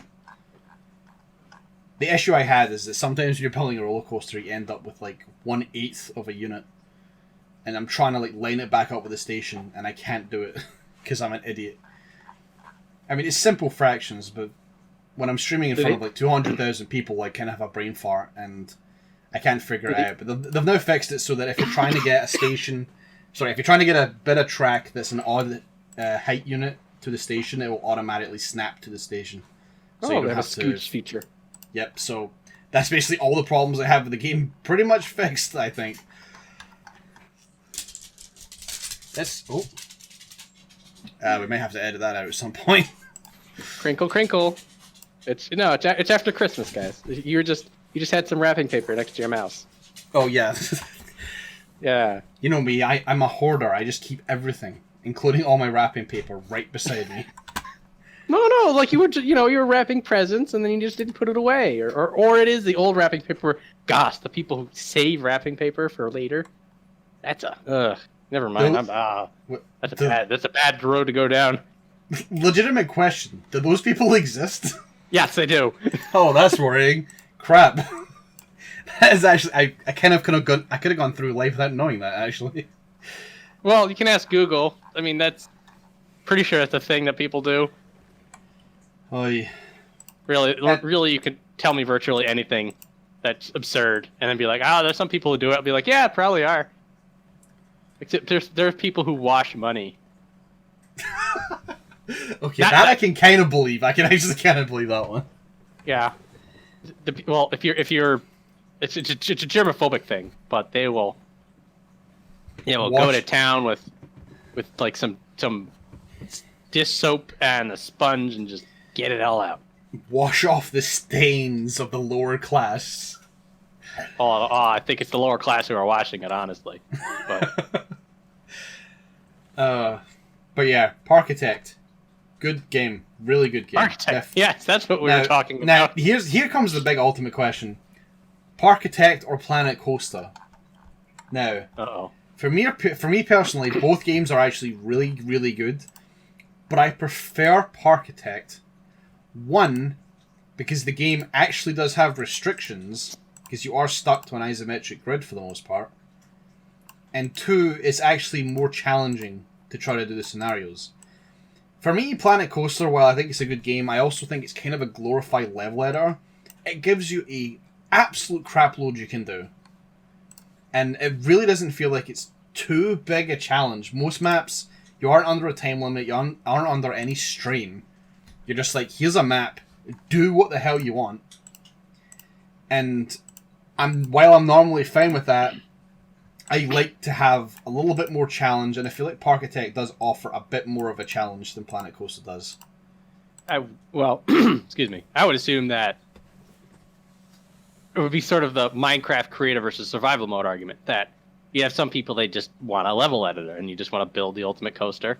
And then you'll have the people who would probably play it a bit longer, who want to have constraints and have a goal to go towards. And I mean, that sort of makes the game a lot more interesting to play. Yeah, at least for longer periods of time, anyway. And this is sort of bleeding into design philosophy a bit. But I guess I would agree with you without having played it that you'd want the game that has a bit more challenge to keep you engaged. Though, I mean, does Planet Coaster have more options for things compared to Architect? It has so many options. It is wild. I mean, first of all, Planet Coaster is stuck to an isometric grid, which is already an disadvantage. But you can do so much micro detailing and just about everything. Now, Parkitect does have the option to go wild and create a nice looking park, a nice looking setting. It does have plenty of tools and plenty of options available. But if you want to make a more realistic setting that could actually exist in an actual theme park, Planet Coaster is probably the game for you. If you type in like Planet Coaster roller coasters on YouTube, you see some absolute wild things that people have built. It's insane. Like, probably one of the more famous one is the Portal roller coaster. That's a good one. That's a really good coaster, and it's a hell of a lot of effort. But you couldn't do anything like that in Parkitect. There's just, because of the isometric restraints that the game has, you just can't do it. So, for those who are much more creatively minded, who want a more realistic and, I guess, free and open as hell roller coaster builder, Planet Coaster's for you. But if you want to have a bit more restraint in your game and you want a bit more of a challenge, then you can play Parkitect. They're both still good games. They're both still worth having. But for me personally, I think Parkitect has won over Planet Coaster for me personally. So, yeah. Yeah, Parkitect if you like these type of games, because it's actually really fucking good. I think that's the the play what you want. It sounds like they're both good, so like you're gonna win no matter what you get. Yeah, pretty much. That's agreeable. You get any other games? Yeah, I got a few. Let's see. Pokemon Let's Go. Actually, I got that for Xmas, and I know I've waffled to you about this game, and maybe I didn't. Maybe I did. I don't know. I'm a Gen 1er, so every game that's not red or blue and arguably yellow, you know, we know that yellow is just a filthy derivative. Are don't really mean this. It's all fine. It's all fun and games, guys. They're all good. All 300 fucking thousand, however many they have now, they're all good. It's fine. But so Pokemon Let's Go was a bit up my alley because it was the original 150 and the original game and story and all yada yada yada. But I was a little concerned that it would just be, you know, you're just buying a game that you bought 20 years ago, but you're, you know, not a child with eyes full of wonder. You're a cold, sober. Well, not always sober, but not always sober. You know. Yeah. Anyway, I was a bit worried that it was the nostalgia buying it, and I was a little bit concerned about they changed how you catch Pokemon, so it's a bit more of a it looked like it was a bit more of a Pokemon Go thing, where you gotta like angle it and you gotta wait for the timing and stuff like that. And then I played like 8 hours of it on Christmas. So yeah, clearly not bothering me. Yeah. So, like I have the Switch on my desk right now. I'm looking at it. I'm like, how badly do I want to hang out with people after this?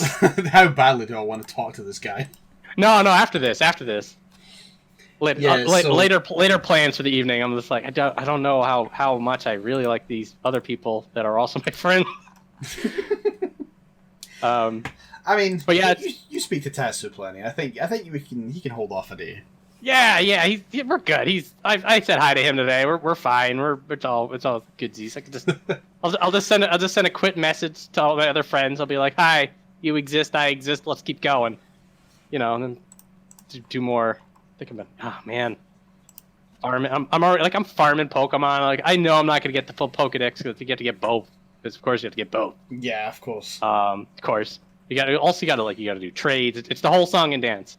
Mm-hmm. So it's like I don't know if I want to put that much effort in, but I want to get like every single one you can get in that game. So I'm like running around, doing all the stuff you did back in the day, running around in old places. You're leveling characters, and the hooks are right back in. And so I haven't beaten it per se, even though I know how it ends because I beat it 20 years ago. 25. Oh my god. Oh, we're so fucking old. Anyway, so I play that. I can. Vermintide 2 came out this year. That was the game that everybody else but me played. Yes, it's this is good. It's more Vermintide, so with all of its positive and negatives. Cool, and some interesting things, some new things. But hey, Vermintide came out. Yay! Really, oh, excuse me. Got so worked up. Got so worked up. I do, man. Throat's getting dry on me. Yeah, I'm far more attached to Victor Saltspire than I am to anything else in Vermintide, to be honest. But he's like my spirit animal. It's like if I can reach this level of refined rage, then I can consider myself a full, complete human being. But anyway, so that game came out. So strictly speaking, the new World of Warcraft expansion came out, but that is a can of worms. Yeah, okay, so I know not much about the World of Warcrafts. However, I do know that particular expansion has been a bit of a fucking meme, if you will. Yeah, yeah, yeah. I'll we could have an MMO episode one of these days, and that you could talk all about Final Fantasy 14, and I'll talk all about World of Warcraft. I'll talk all about RuneScape as well. Yeah, I can talk about RuneScape. You could bust out the Maple story. Let's go talk about some of that good old Champions Online. Let's go. Oh my god! Still have never seen a better character creation menu than in that game. Nope. Still waiting, guys. Guys, the bar's been set. Game's what, 12 years old? Come on, get your act together. Freaking Hero Forge is better character creator than this damn thing. Anyway, so that game came out. I played Super Mario Odyssey. We didn't want to come out this year. Yeah. That game, holy moly! It's good. When I picked it up, I was like, everybody's like, no, really, it's good. It's fun and stuff like that. And I'm just like, they've been making Mario games for like 30 years. Couldn't you just play any of the other ones? And it's like the same thing. And I picked it up and it's like, oh yeah, this game's just fun. They figured it out. They put it. They have like a fun extract machine somewhere in the depths of the Nintendo offices, and they push the button, and then like a drop of crystallized fun just landed on the cartridge, and then they just did that like a million times, and it worked. So it worked. Like, okay, Odyssey is a good game, but I don't think it's my favorite out of the entire group. I don't think my favorite Mario game that is you could argue this is kind of a 3D platformer to a degree. I still think Super Mario 3D World is a really good Mario game. Super Mario 3D World. That's for the Wii U. Huh. It's fucking huge. It's the one with the cat costumes and the glass pipes. Oh yeah. That game is actually really good. Like, you play the game, and then it's like, oh, here's some end game content. And you're like, okay. You do the end game content, and it's like, here's some more end game content. I swear to God, the end game content is like twice the length of the main game. There is so much to do in this game. And it's fun. The vast majority of this game is fun. The level design is top notch. There's been plenty of YouTube videos talking about the god tier level design that Super Mario tends to give us, and Super Mario World is no exception. Super Mario 3D World is no exception, although Super Mario World is also a good game. Yeah, you're not going to find a lot of people to argue against that unless they really want page views. So, out of the two, Odyssey and Super Mario 3D World, I preferred Super Mario 3D World more. But I didn't hate Odyssey. I actually enjoyed Odyssey. It's a fun time. I love the amount of rewards you can get for just having a wander. Like, I just go into this place that I think, okay, the developers surely didn't want me to go here, so I'm just going to try to get up here like an asshole. And then you go up, and then there's a pile of coins waiting for you. It's like they've thought of goddamn everything that players can do in this game, and they've just put stuff in it. It's wild. It's the obscene amount of polish that, I mean, you have been conditioned to not expect from any developer with heft. Yeah, good game that. Let's see what else here. Gosh, I do have a big list of games that I've touched this year. I can chime in with one while we are looking at it. Go on. Monster Hunter World, which I know technically came out before this year. I think I might have had a Japan release in 2017, but that was on my list of soundtracks, so that definitely came out this year. Right. Yeah. So, Monster Hunter World, I think it's fun. I think it's a fun time, honestly. Its online had an issue when we first played it. We get disconnected fucking constantly. It was really annoying, really frustrating. Yeah, that's a problem. Yeah, but I feel like it's ironed out now. The game is essentially boss fights, the video game, bosses have an absurd amount of health, and you're essentially just trying to beat them. They have like a million different attacks and things that they do, and ways that they act, and like ways you can prepare in advance to handle them. I mean, it's essentially what it says in the tin. You're hunting monsters. I think it's fun. I personally played with the hammer. I think the hammer is the best weapon ever, and you cannot convince me otherwise.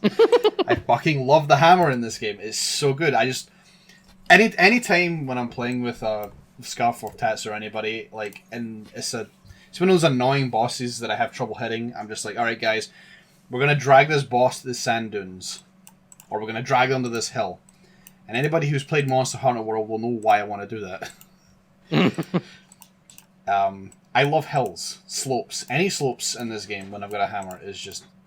It's bliss. It's amazing. It's so much fun. But, yeah, it's a good game. It's also really difficult. And it can be really punishing at times, because fights can last a long time, and then you could just die and lose your 3 lives. Or your teammates can lose all your lives for you. Oh, because lives are shared between teammates. Yeah, this Nergaganti was a bit of an issue when we first had to fight him with the group, because everybody else kept dying. Nobody was playing safe. Nobody was looking for the attacks. I mean, it's very Dark Souls-esque, except you have more life to survive with. You just need to look what's happening and react accordingly. But I think it's a good game. Looks nice. Plays nice. It's a pity about the online when it first came out, but I mean, if you stopped playing the game because the online was a problem, maybe you could try again now, and it's probably a lot better than it was back then. Potentially. Potentially. That's about all I had to say on that one. Yeah, I do need to... I just thought of a game, and I don't know why I didn't talk about this. Go on. Why did I not talk about Llama Lana 2? Oh, yeah. That's so weird, because I've been waiting on that game forever, and I never finished it on stream. If anybody who come from my stream and is wondering when the heck I'm going to do this, I'm actually going to wait a little bit longer, just to see if this game does any DLC. And there's also the fact that I shouldn't have done the stream that soon, because I pretty much spent most of August playing this game. Every day, woke up, played the game, just non-stop, and then I decided I'm going to do a stream of this game, and I got burnt out, because the game released a patch where every boss was now twice as hard, and I couldn't beat it. Did they ever roll that back? A nightmare. I don't think they did. And if they didn't, and I do the stream again, I'm buying a gun. I'm not gonna do that boss legitimately. I'm just gonna buy a gun and kill it. Because that dragon was annoying. Holy shit, there's no reason for that thing. And then there's Kujata, who should not have had that much health. Like, when you first fight him, he's a difficult... Like, before the patch hit, it was a difficult fight. But then they just doubled his health, and then changed some of his mechanics, and then he became next to impossible. So, yeah. I decided to give a wait on this game until the patches rolled out, and things were more balanced. But... Can I recommend Llama Lana 2? Well, I could recommend Llama Lana 1. It's a very fucking difficult game. It's a good brain bamboozler and a difficult platformer to boot. It took me about 72 hours of game time to beat, I think. Which, for a platformer, is a long time. It's a very niche game. It is. Just in general, they're like, do you like this one specific thing a lot? Well, we've got good news for you. Do you like Metroidvanias but hate yourself? Then please play Llama Lana 2. You did say that the puzzle logic was a bit better than in 1. Oh yeah, the puzzle logic for Llama Lana 2 was a lot easier, and I feel a little bit hand-holdy at times. I felt like it was a lot easier to figure a lot of it out. There are still some really cryptic puzzles in here though. Like, I never got to hell on stream, but ooh Nelly, there are some doozy puzzles in there. And then there's the neck of the dragon. Anybody who has played the game might know what I'm talking about with that one. Because a lot of people got stumped on that one. When I decided to watch streams, that was one that annoyed people, because when they finally got the answer, they had no idea why. It was one of those think outside the box puzzles. It's where the logic lies. And it's kind of funny when they realize, when like chat tells them what the answer was. No. Because then they solve it, and then chat explains how they figured it out. Because a lot of people like it still has the same problem Lana 1 had, where people are asking the question, "How the hell am I supposed to figure this out?" But the answers are all there. I mean, I still have that goddamn 48-page of notes that I took while playing the game. That's sort of like what that game is. Well, now it's a franchise. Like it's a franchise. It is about literally excavating these clues and figuring it out and writing it all down. And it is kind of a callback to those pen and paper RPG games where you would just pull stuff out, draw maps, and write down important pieces of information.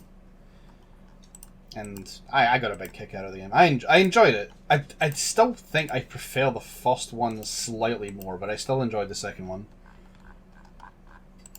It's good if you like those type of really, really hard games, but if I find it so difficult to recommend to people just because it is one of those games that are balls hard and puts off a lot of people.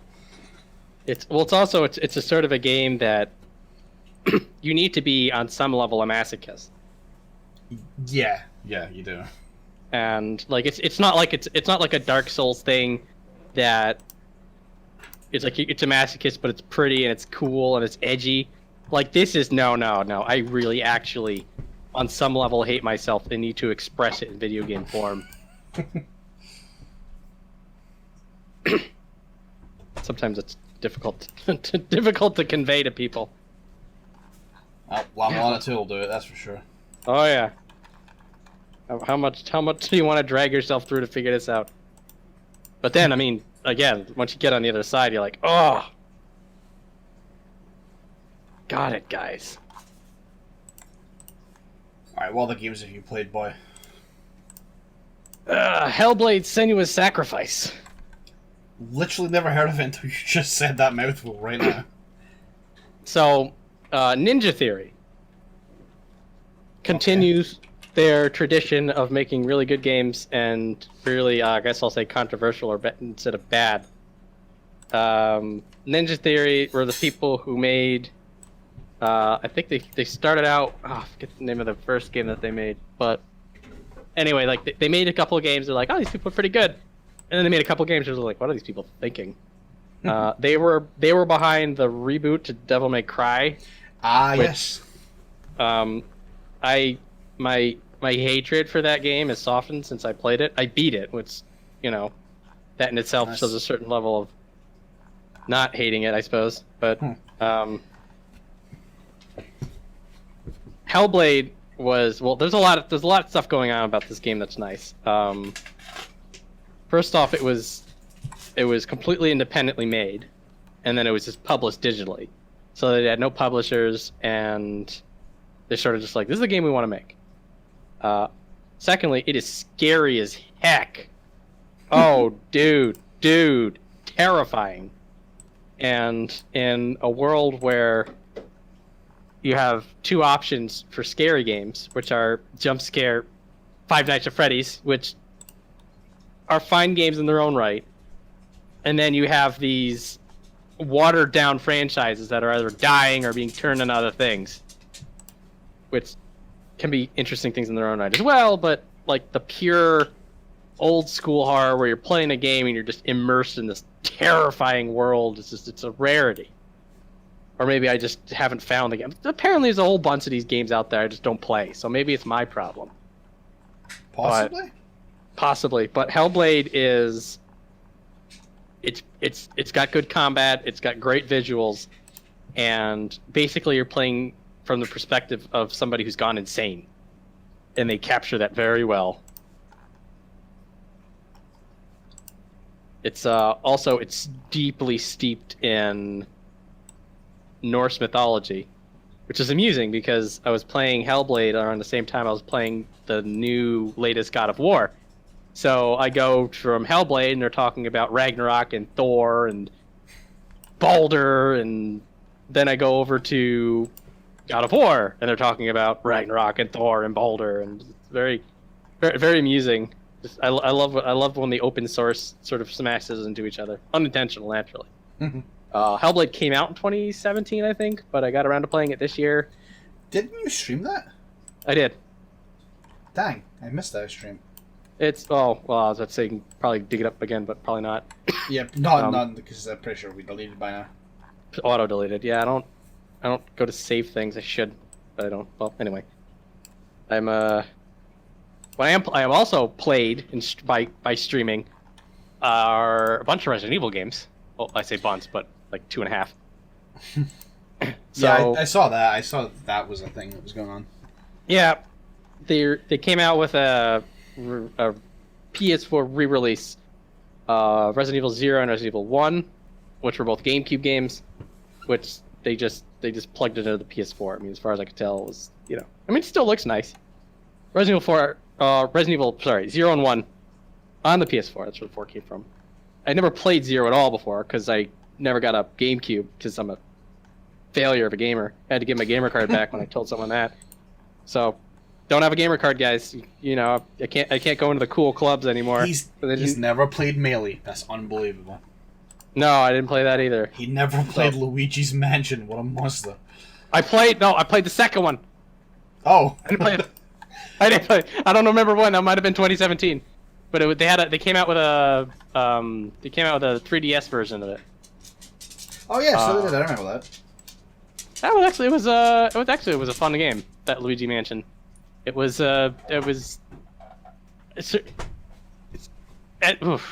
talk words. You haven't watched. English language. Here. Woo! Fell off of that. I sort of hit the remember about this game you haven't in a while, and my brain sort of just like remember this thing. I was like, oh yeah. Oh wait, I'm supposed to be talking crap. Abort. No, it was nice. It was everything that you wanted. It was actually some fairly compelling gameplay. The boss fights were very scenario-esque, I suppose. Which, I mean, it's fine. They were fun. But it's sort of like whenever the set piece boss fight in general gets a little weird because you're not really applying the skills that you use while playing the game. So you have your running around doing the rest of the game skill set, and then you have it's a boss fight skill set. But that tangenting over here. It's a tangent off of a tangent. We're on a different field entirely. Luigi Mansion was a fun game, and it went dark every once in a while. It's what I call the Billy and Mandy effect. You're just like, yeah, it's dark, it's edgy, it's nice. You're just like, whoa. Did you just say that? And then you just kept going like nothing happened. Ah. So that was fun. So I did do Luigi's Mansion. And I also did. So I never played Resident Evil 0 because again, never had a GameCube, gamer card. Back on track. Here we go. Yeah.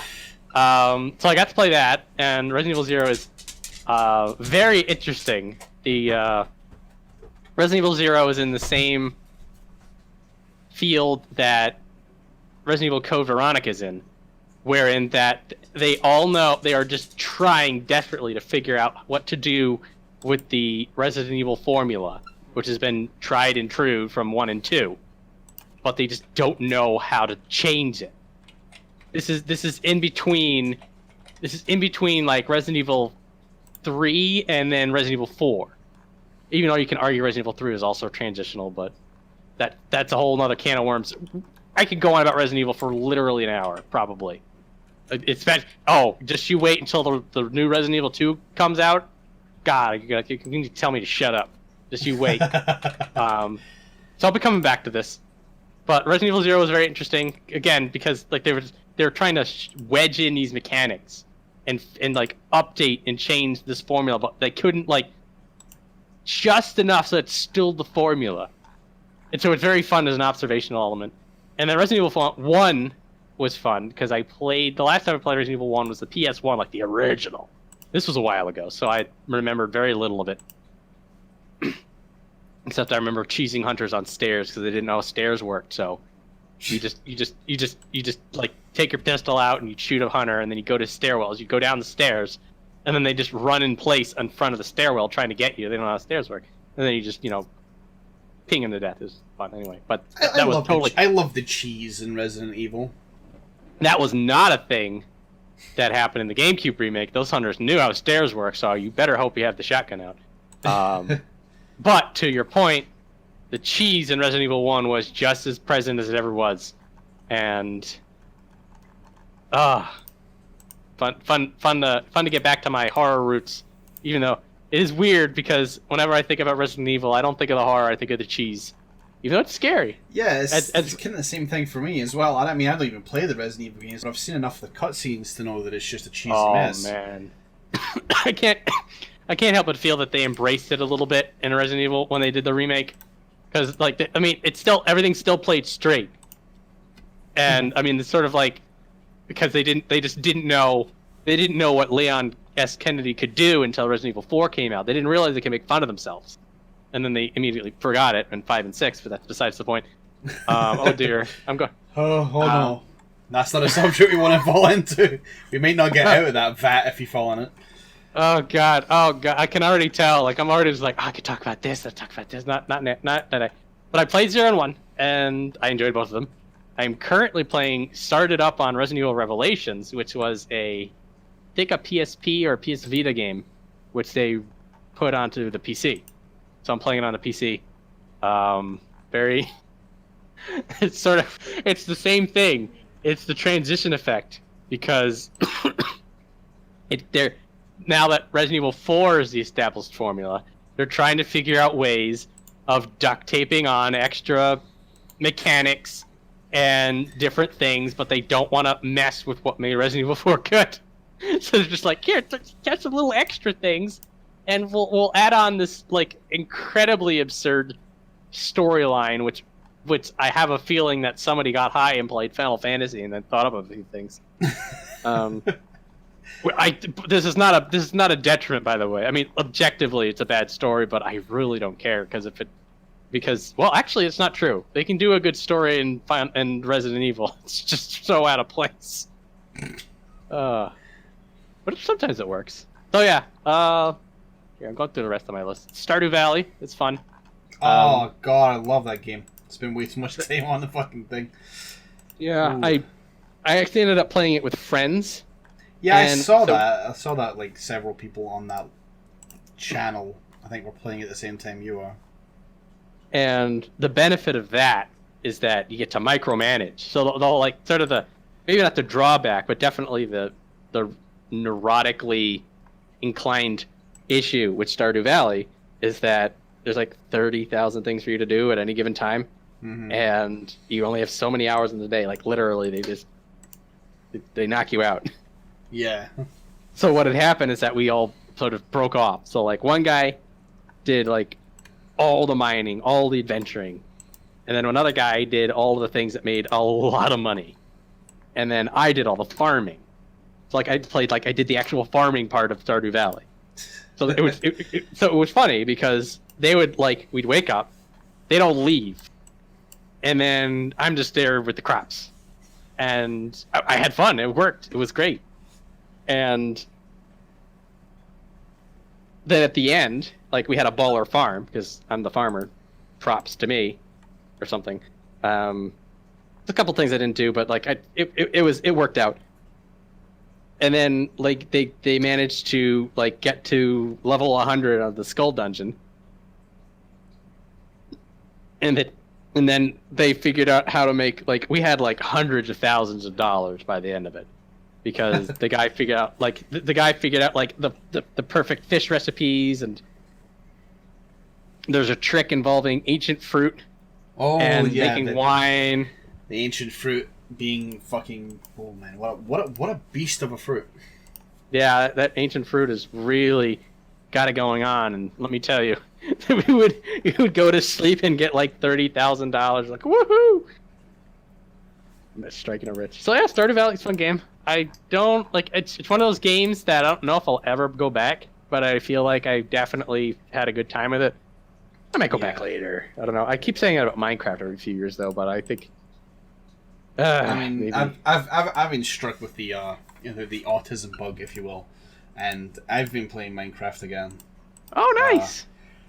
Did you pick up Tekkit like you said? I picked up something called Texit, which is a combination of Tekkit and another mod, which It adds all the mechanicals, MacGuffins from Tekkit, but then it also adds exploration and adventuring from a mod called Hexit. So that's been kind of interesting, having those two combined.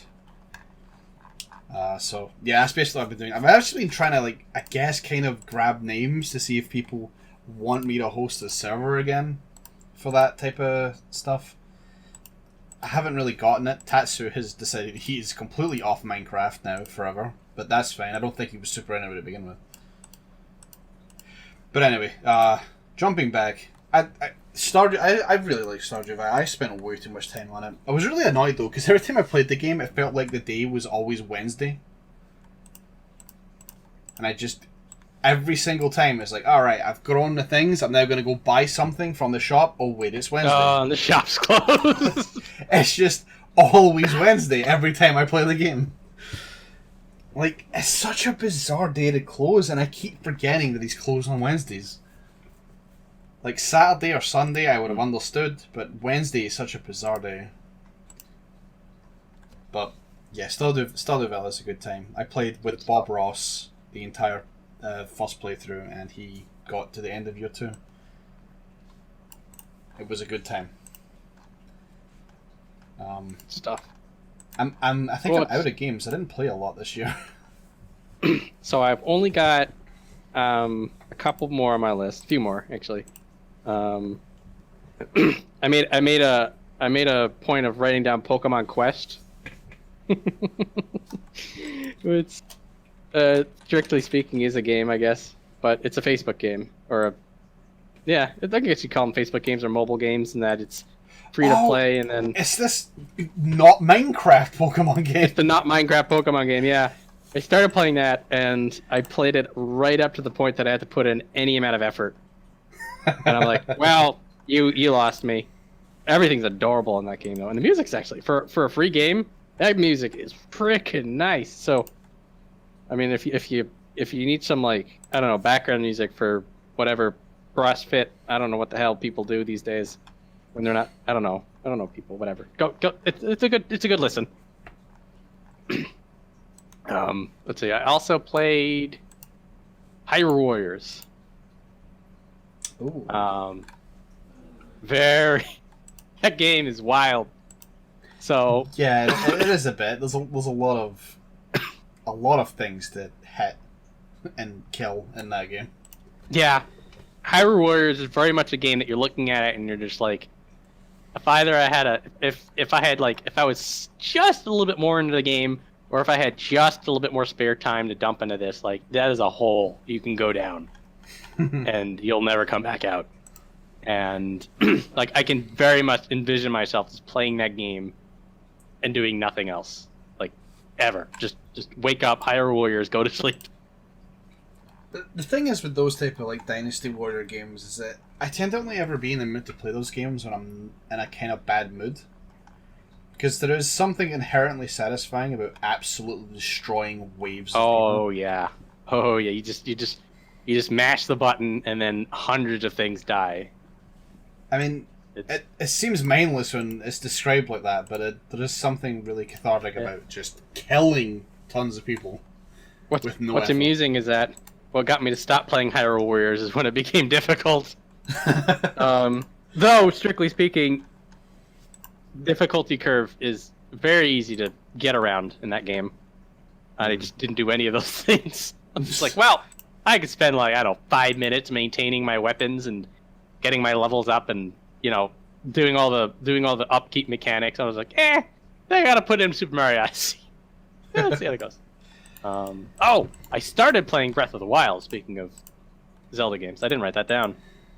Oops. Because that game didn't come out this year, and it came out last year. And I've don't know, put 4 to 6 hours into it, so, like, comparatively tiny for a game that's like all this content. It's like, it's crippling amount of content. It's the Skyrim effect. You're just like, I could just go anywhere. But where should I go? The Shy says. I mean, then you just answer it by just walking forward and you'll figure it out from there. But anyway, that game is gorgeous, and the one thing that I really like about it is that they're starting to figure out how to teach you how to play Nintendo games. because the big thing that people are talking about is just like there's no more Navi, there's no more Fi, what from Skyward Sword, whatever that Fi or whatever. Oh my god, that's something I could run out for decades. Oh my god. They got rid of all that and they're just like, yeah, you just figure stuff out and like nobody's telling you what to do. You can get screwed up and lost and it's like, you're right, but at the same time that game is so clever about teaching you how it works that you don't notice they're doing it. It's like Mega Man, honestly, in that Mega Man is really good at teaching you how to play Mega Man. There's no tutorials. I mean, you get the instruction manual back in the day, it teaches you all the buttons, but like how do things work, all that stuff, like the game just teaches you how to do it. So that's what Breath of the Wild like. There was that one streamer recently, since we're talking about Breath of the Wild, I believe her name was Negorix, I think that's how you say his name. Answers on a postcard, please. She played the game for like 95 hours, and then found a tutorial. Which I think is kind of crazy. She basically, the game was like, there you go, do what you want, and she exploded everywhere and somehow managed to miss a tutorial about side hopping for the whole 95-hour experience. She also beat like 2 of the key bosses required to finish the game. Don't remember what they're called. I've completely forgotten. Guardian Max? Yeah, Guardian something. I don't know. I've never actually played Breath of the Wild. But I've seen a lot of it, and I completely forgot the name of the Guardian things. But yeah, she'd beaten like 2 of those, and then ran into a tutorial. It was kind of it's kind of just how this game is, and I like it for that. I like the fact that you could just go and do a thing. Yeah, that's what's so good about it. I do need to play it more, but again, it's sort of like, well, you got that's a whole bunch of game in that there game. Also, I think the first horse that I picked up to learn how to horse things is a piece of crap. Which is just bad luck. Because they're like, hey, you can get a horse. You sneak up and you jump on it, and then it'll ride you places. And mine goes about 20 yards and then stops walking. And guy, come on. So at one point, I'm just like, I bet I'll just go faster if I walk. And I jumped off of it, and I never got on a horse since. God. Well, rip. Yeah, what's also funny is that you pull up your map, and it shows you where your horse is. And I'm like on the completely other side of the map. I'm just like, nah, I'm not going back. I whistle, he doesn't come. I'm just like, well, I tried. So, more on that game as it unfolds, I suppose. What else left on my list? Man, I don't need to talk about Dawn of War, because that's a can of worms to open. Apparently Pit People came out. I played Pokemon Gold for the first time this year. Gold? Is that not just Gold. Pokemon. No, it wasn't even Gold. It was Silver. It was Soul Silver. I played Pokemon Soul Silver for the first time, and I now know why people say that Soul Silver, Heart Gold, or Gold and Silver in general is probably the best Pokemon game out of all the Pokemon games. Because I'm not a big fan of Pokemon, and I've said this on stream a million times and got immediately lost 100 followers upon saying it. But I've never been a fan of the Pokemon games just because I'm not really that big a fan of the battle system, and I feel like the interaction with Pokemon is fairly limited. But I actually did enjoy Pokemon Soul Silver. Thought it was a good time for a Pokemon game. Still not a fan of the battle system that much. But I don't know what it was about it that made me enjoy it. Maybe it was just the pacing. Maybe it's the fact that it wasn't as annoying. I'm trying to think of what it was. Speaking of, actually, I was going to mention about this about when you mentioned Pokemon Let's Go. That a lot of people were complaining about how the game is easy. But I think Pokemon in general is just kind of easy, isn't it? I feel the majority of the time Pokemon is fairly simple. As a game, as a franchise.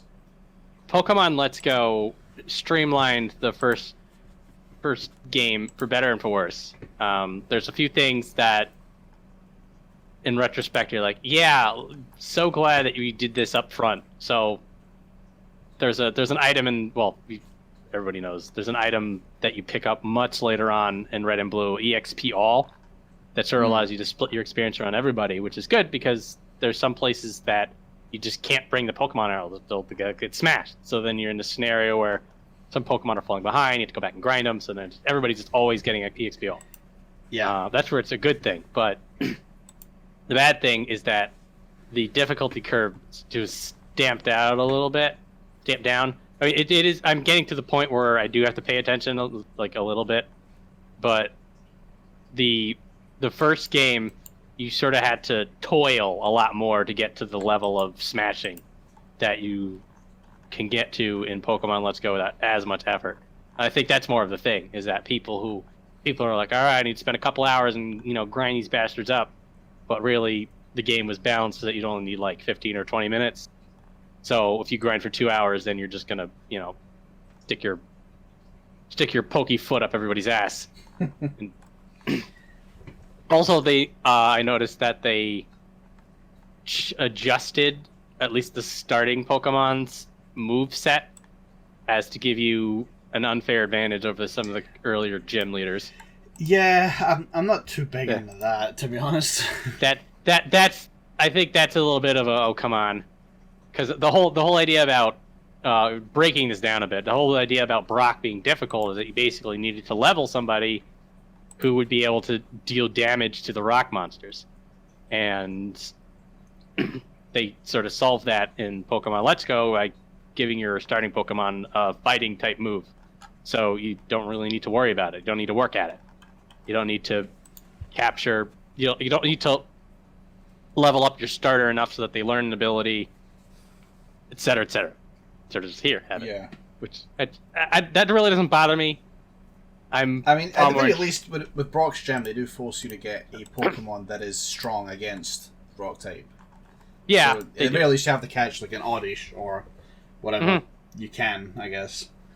But at the same time, and I've mentioned this before, I'm not a big fan of the required gym things that they have. And this is mostly because of the speedrunner part of me that's really annoyed about the one gym that requires you to get 50 type Pokemon.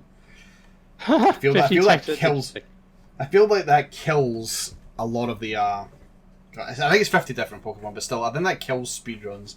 And obviously Vorteil would be upset about the fact that the speedruns are not as interesting. I'm thinking about this now, if there's a way of choosing that.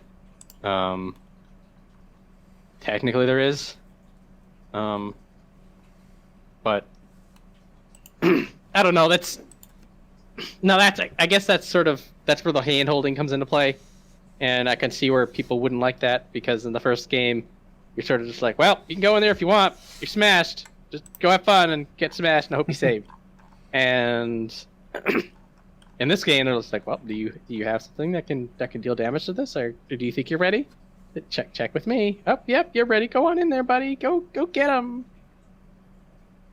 Woo! Yeah, I don't know. But again, I'm now again, full disclosure, I'm a Gen 1er, so this game is so far just been a love letter to me from 25 years ago. So definitely the target audience. I mean, that and people who are actually 8 years old instead of people filthy casuals are the target audience. The Pokemon Go fan base is more of the target audience. I refuse to plug my Pokemon Go into Pokemon Let's Go, even though I can, and it probably would give me good rewards. I think you could probably use it to cheese and get some really good Pokemon, to be honest. Yeah, I could. I really could, but I won't. That's dumb. I will not perpetuate. I want my Safari Zone back. Oh, they have some dumb. Well, maybe it's not dumb. I don't know. That's the Gen 1 talking. Every time there's something new in this game that I don't know, what's this dumb thing? And then so far, the majority of it has either been an improvement or something different that's not bad, or it's like, hey, I guess that makes sense. So like, there's like some like, there's some other thing that's just like not Safari Zone, it's something else, and I'm like, I don't know. But then you think back on Safari Zone, and you're just like, wait, you mean I have to count my steps? That's dumb. I was never a fan of the Safari Zone anyway, to be honest. Are you telling me if I don't memorize the route to the Strength HM, then I'm gonna need to do this whole thing again? Are you telling me that I need to get lucky on an RNG-based system and hopefully find a Pokemon I want to catch, and then it's another RNG-based system as to whether or not I get it? And do I throw a rock or throw bait or run? It's just more obnoxious to me about the whole throw the bait, throw the rock shit. I can't stand it.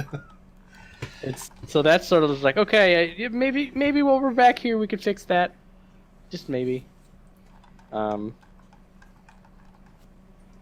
But we'll see. I mean, I still haven't beaten it yet, so maybe at some point after the 5th gym they start calling you a loser and I'll stop liking the game. Maybe not. We'll see. I don't know. The future holds many things, such as the obvious answers to whether or not I'm going to finish playing this game. I mean, I think you'll finish it. I think you'll get a kick out of it to the very end, and maybe you'll even do some of the post-game content. Oh God, I'm going to do the post-game stuff. You kidding me? I got to go on that Victory Road. It's you go in the tunnel that you can only go into after you beat the game. I'm going in there. Going into that tunnel. Going in that tunnel. Dude, I lived in that tunnel when I was playing that game in Gen 1. I'll make this quick, but basically, there is a whole bunch of Pokemon that you just chose not to level because you just had other things you needed to level. You bring those bastards in there, and at the EXPL, they'll just basically evolve for 10 minutes. Great. Fully plan on using that strat again. In a way, I'm already using it. Yeah, you're already using it technically. You may not need to use it as much as you think you will. Nah, probably not.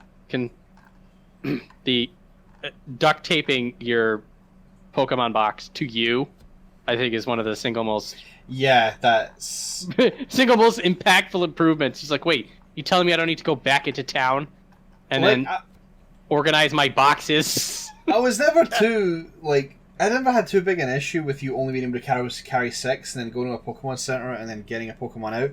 But I feel like the UI for the menuing in that fucking computer was a pain in the ass. Oh, it was. Yeah, I hated it. So the fact that they've just combined it with your entire, you've got an entire... All of your Pokemon are just in your back pocket at all times. So if you're trying to hunt for that shiny Rattata, you've got 190 Rattatas up your ass. Yeah, it makes sense. Also, the survival aspect of exploring has been completely removed, so there's no real drawback to carrying all your Pokemon with you. Mm-hmm. Which I think that's the one thing I'm gonna miss, quite honestly. But I'll take it with everything else they're giving us. There's some good things, there's some things we prefer. Yeah, I mean, it's also it's always gonna be. This is always what's gonna happen when you make a remake. Like when the new Onimusha comes out. Actually, I think it's just a remaster. It's not a new one. Never mind. Onimusha's coming out. Onimusha's that game series, something special. And they're coming out with a remaster of the first game, which I hope means they're gonna make more. But you know how these things go. No promises in this how well it does, maybe. I don't know. Similar to Kingdom Hearts, there hasn't been a new game in the franchise for over a decade, but unlike Kingdom Hearts, it didn't have 80,000 handheld games and doesn't have a cult-like following. Kingdom Hearts 3 is, February? January, actually, the end of January. I'm just going to put this out on the table right now. Kingdom Hearts 3 is going to fucking suck. But I am going to enjoy the shit out of it.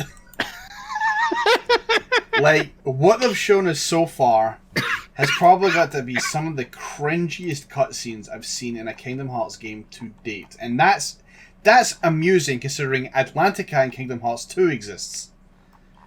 Did you see 358 over 2 days? I mean that's okay. Yeah, okay. Who am I gonna have? Who am I gonna share my ice cream with? Is a pretty legendary line. But I don't know. It just feels like I know Kingdom Hearts was not good in its writing department anyway, But I feel like they've only just got worse since the first game rather than better. They just keep going further and further downhill. And agreed. the shit that they're showing us is just bad. And also, they've shown us far too much. They've already given us a trailer for what the final battle is going to be, and it looks like 2 characters at the very least are going to die.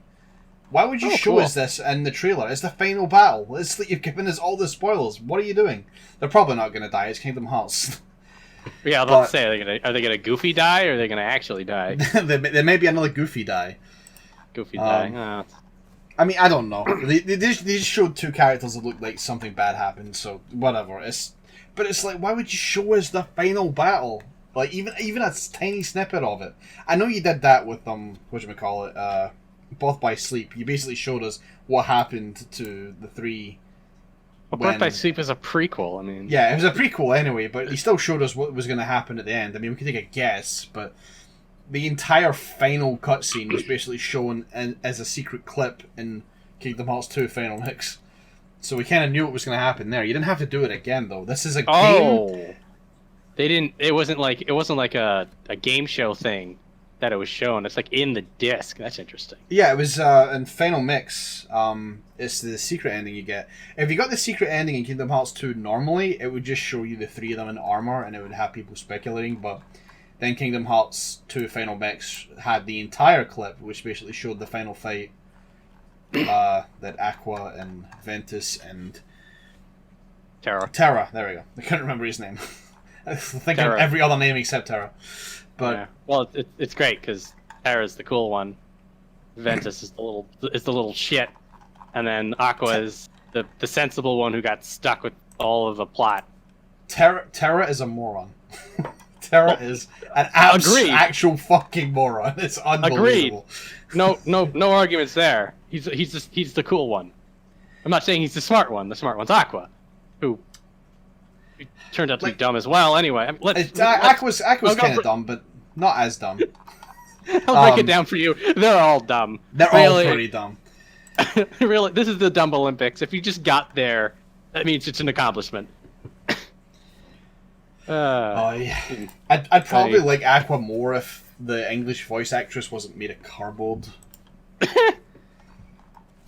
I mean, she doesn't sound like she likes the role she's playing. Maybe it's because she's read the script, to be honest. Oh, savage.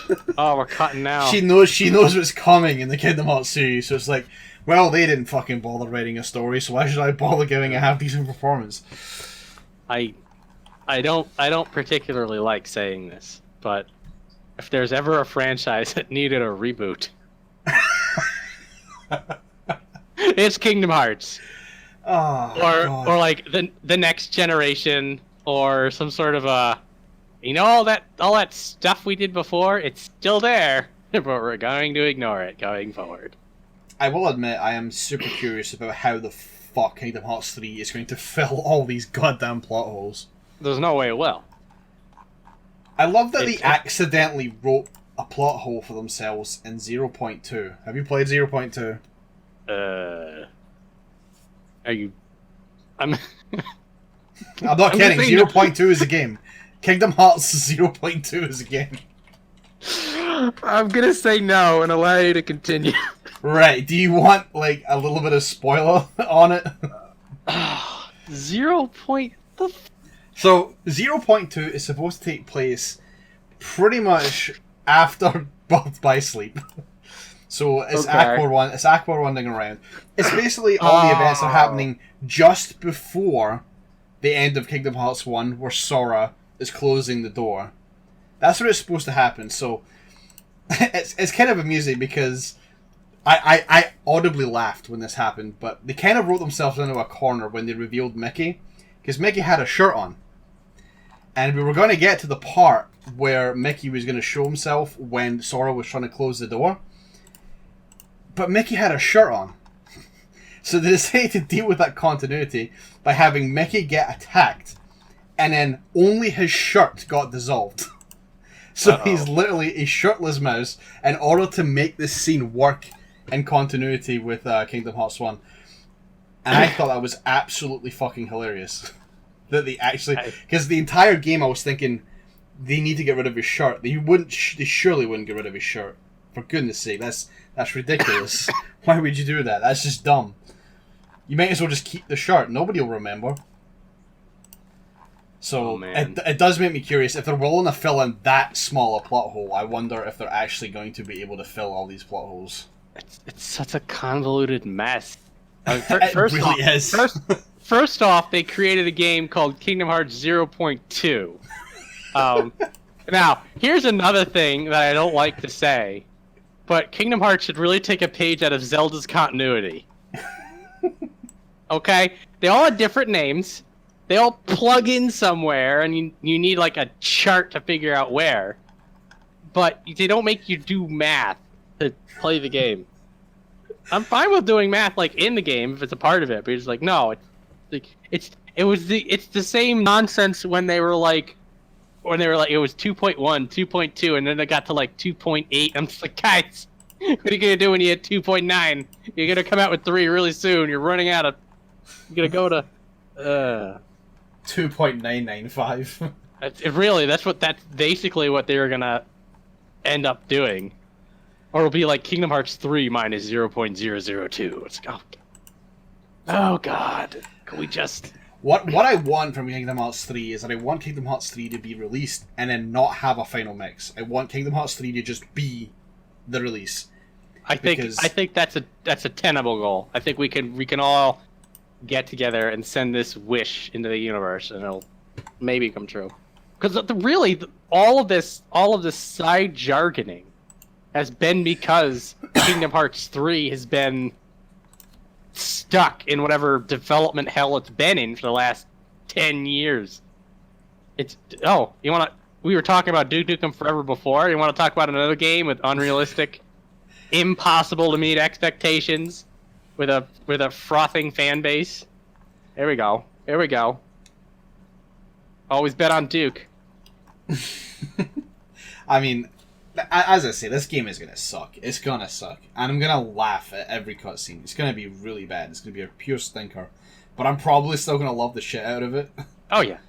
You just need that drop of Disney magic, and everything's fine. I mean, Kingdom Hearts 2 was also really bad with its corny storyline, but Kingdom Hearts 2 battle system is probably the best it's ever been, and I fucking love the shit out of Kingdom Hearts 2 because the fighting is so good in that game.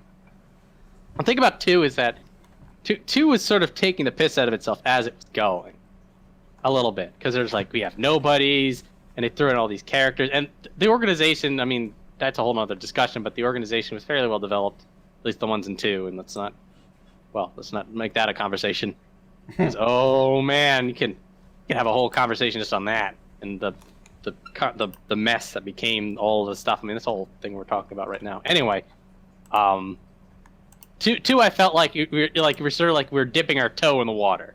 You're just like, okay, there's hearts, and then there's heartless, and then there's nobodies, and then they're trying to do something, and there's Christopher Lee expositioning. It's all fine.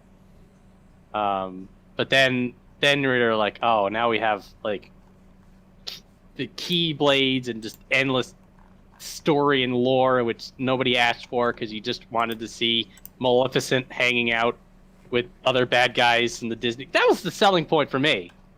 It was a mashup. And then they just sort of I don't know, it hasn't been a mashup for quite a while now. Yeah, like the first Kingdom Hearts really did the whole mashup of the two things pretty well. It was it's like my favorite cutscene is still the one where all the bad guys are in the dark and they're all gathered around. Yeah, looking at that cutscene is so good because you've got all the bad guys for a brief moment bouncing off of one another. And it was so old school. It's a bunch of villains gathered around a cauldron, watching the good guys. You're like, oh, we're gonna get this bastard. Just you wait. It's like, oh yes. There's no moments even close to that in Kingdom Hearts 2 we've never, or any of the other Kingdom Hearts. We've never reached that level, and I mean this. Not to say that any of the other Kingdom Hearts games are bad. Oh, maybe I am saying that, but definitely playable, definitely okay. I never finished Dream Drop Distance. I don't know if that was even worth it. It's about that. Fair enough. Carrying on. So here's a lesson for anybody writing stories. If you're really, really deep into the story, adding time travel is the worst fucking thing you can do. Oh god. Because god. This is why I'm really curious about all these goddamn plot holes, because ooh Nelly, when it came to time traveling, things became real messy. It's a can of worms you don't want to open. Yeah, especially when you're like, that's your second last game before the third and final installment. I wouldn't do it. Yeah. Well, I again, 3 will be nice for no other reason than we can just stop with the bookkeeping. Yeah. Here's 3. Put this thing to bed. Now, where do we go from here? Who cares? Who cares? We did 3. We don't need to do math anymore unless Kingdom Hearts 4 takes another 12 years to make. But then at that point, I think we'll all have given up and moved on. Who am I joking? We'll be angrily complaining about this until the end of time, or until they stop making it. Whatever Square Enix. Hang on. I take that all back, because I want Kingdom Hearts pie. Okay. Oh no. Okay. I will renege everything I just said if I can get a Kingdom Hearts 3.14. Come on, guys. Come on. Let's all huddle up on this one. Let's double down on all this garbage that we're complaining about. Oh man, it'd be really funny if it was just as many numbers as they could fit. Oh my god. Just Kingdom Hearts 3.141592 5926 535897 533, like the entire front of the box. It's just it's the Kingdom Hearts logo, and then just the entire back is the first 300 characters of pie.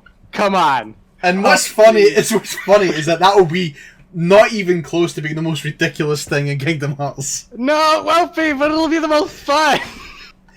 And then it'll come out on March 14th. Come on. Come on. You know there you can do Square it. Enix. There you go, Square Enix. You've got it from us.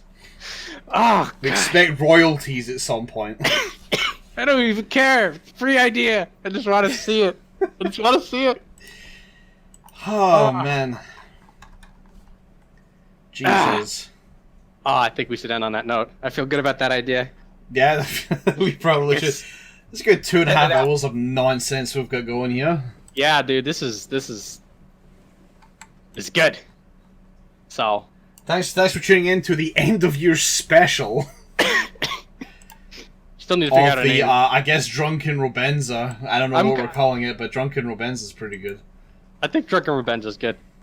It means I get to drink too. I guess that's nice. Like I needed a reason. Hey-o. Oh. Nah, I'm all out of steam. I just used all my. Blew your load on Kingdom Hearts. Oh, I was trying to use a limit break joke, but yeah, I blew my load. I'm just a mess over here.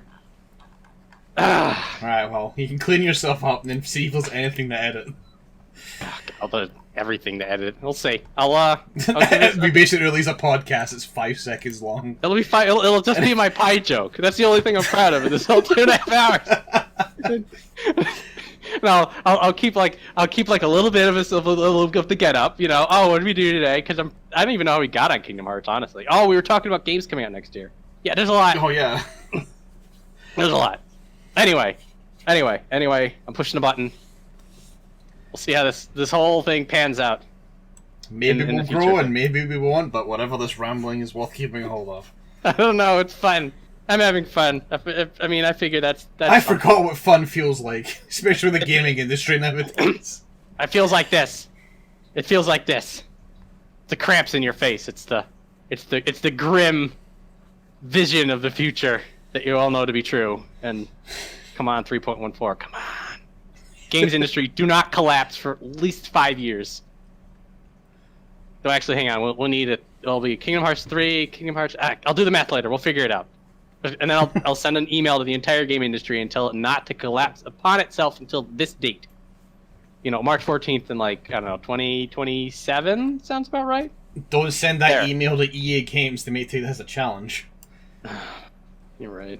I'll say 2028, and then 2027 the game will come out, and then Yeah, and then Fallout will be free to play, and then it'll all just go and die. We'll see.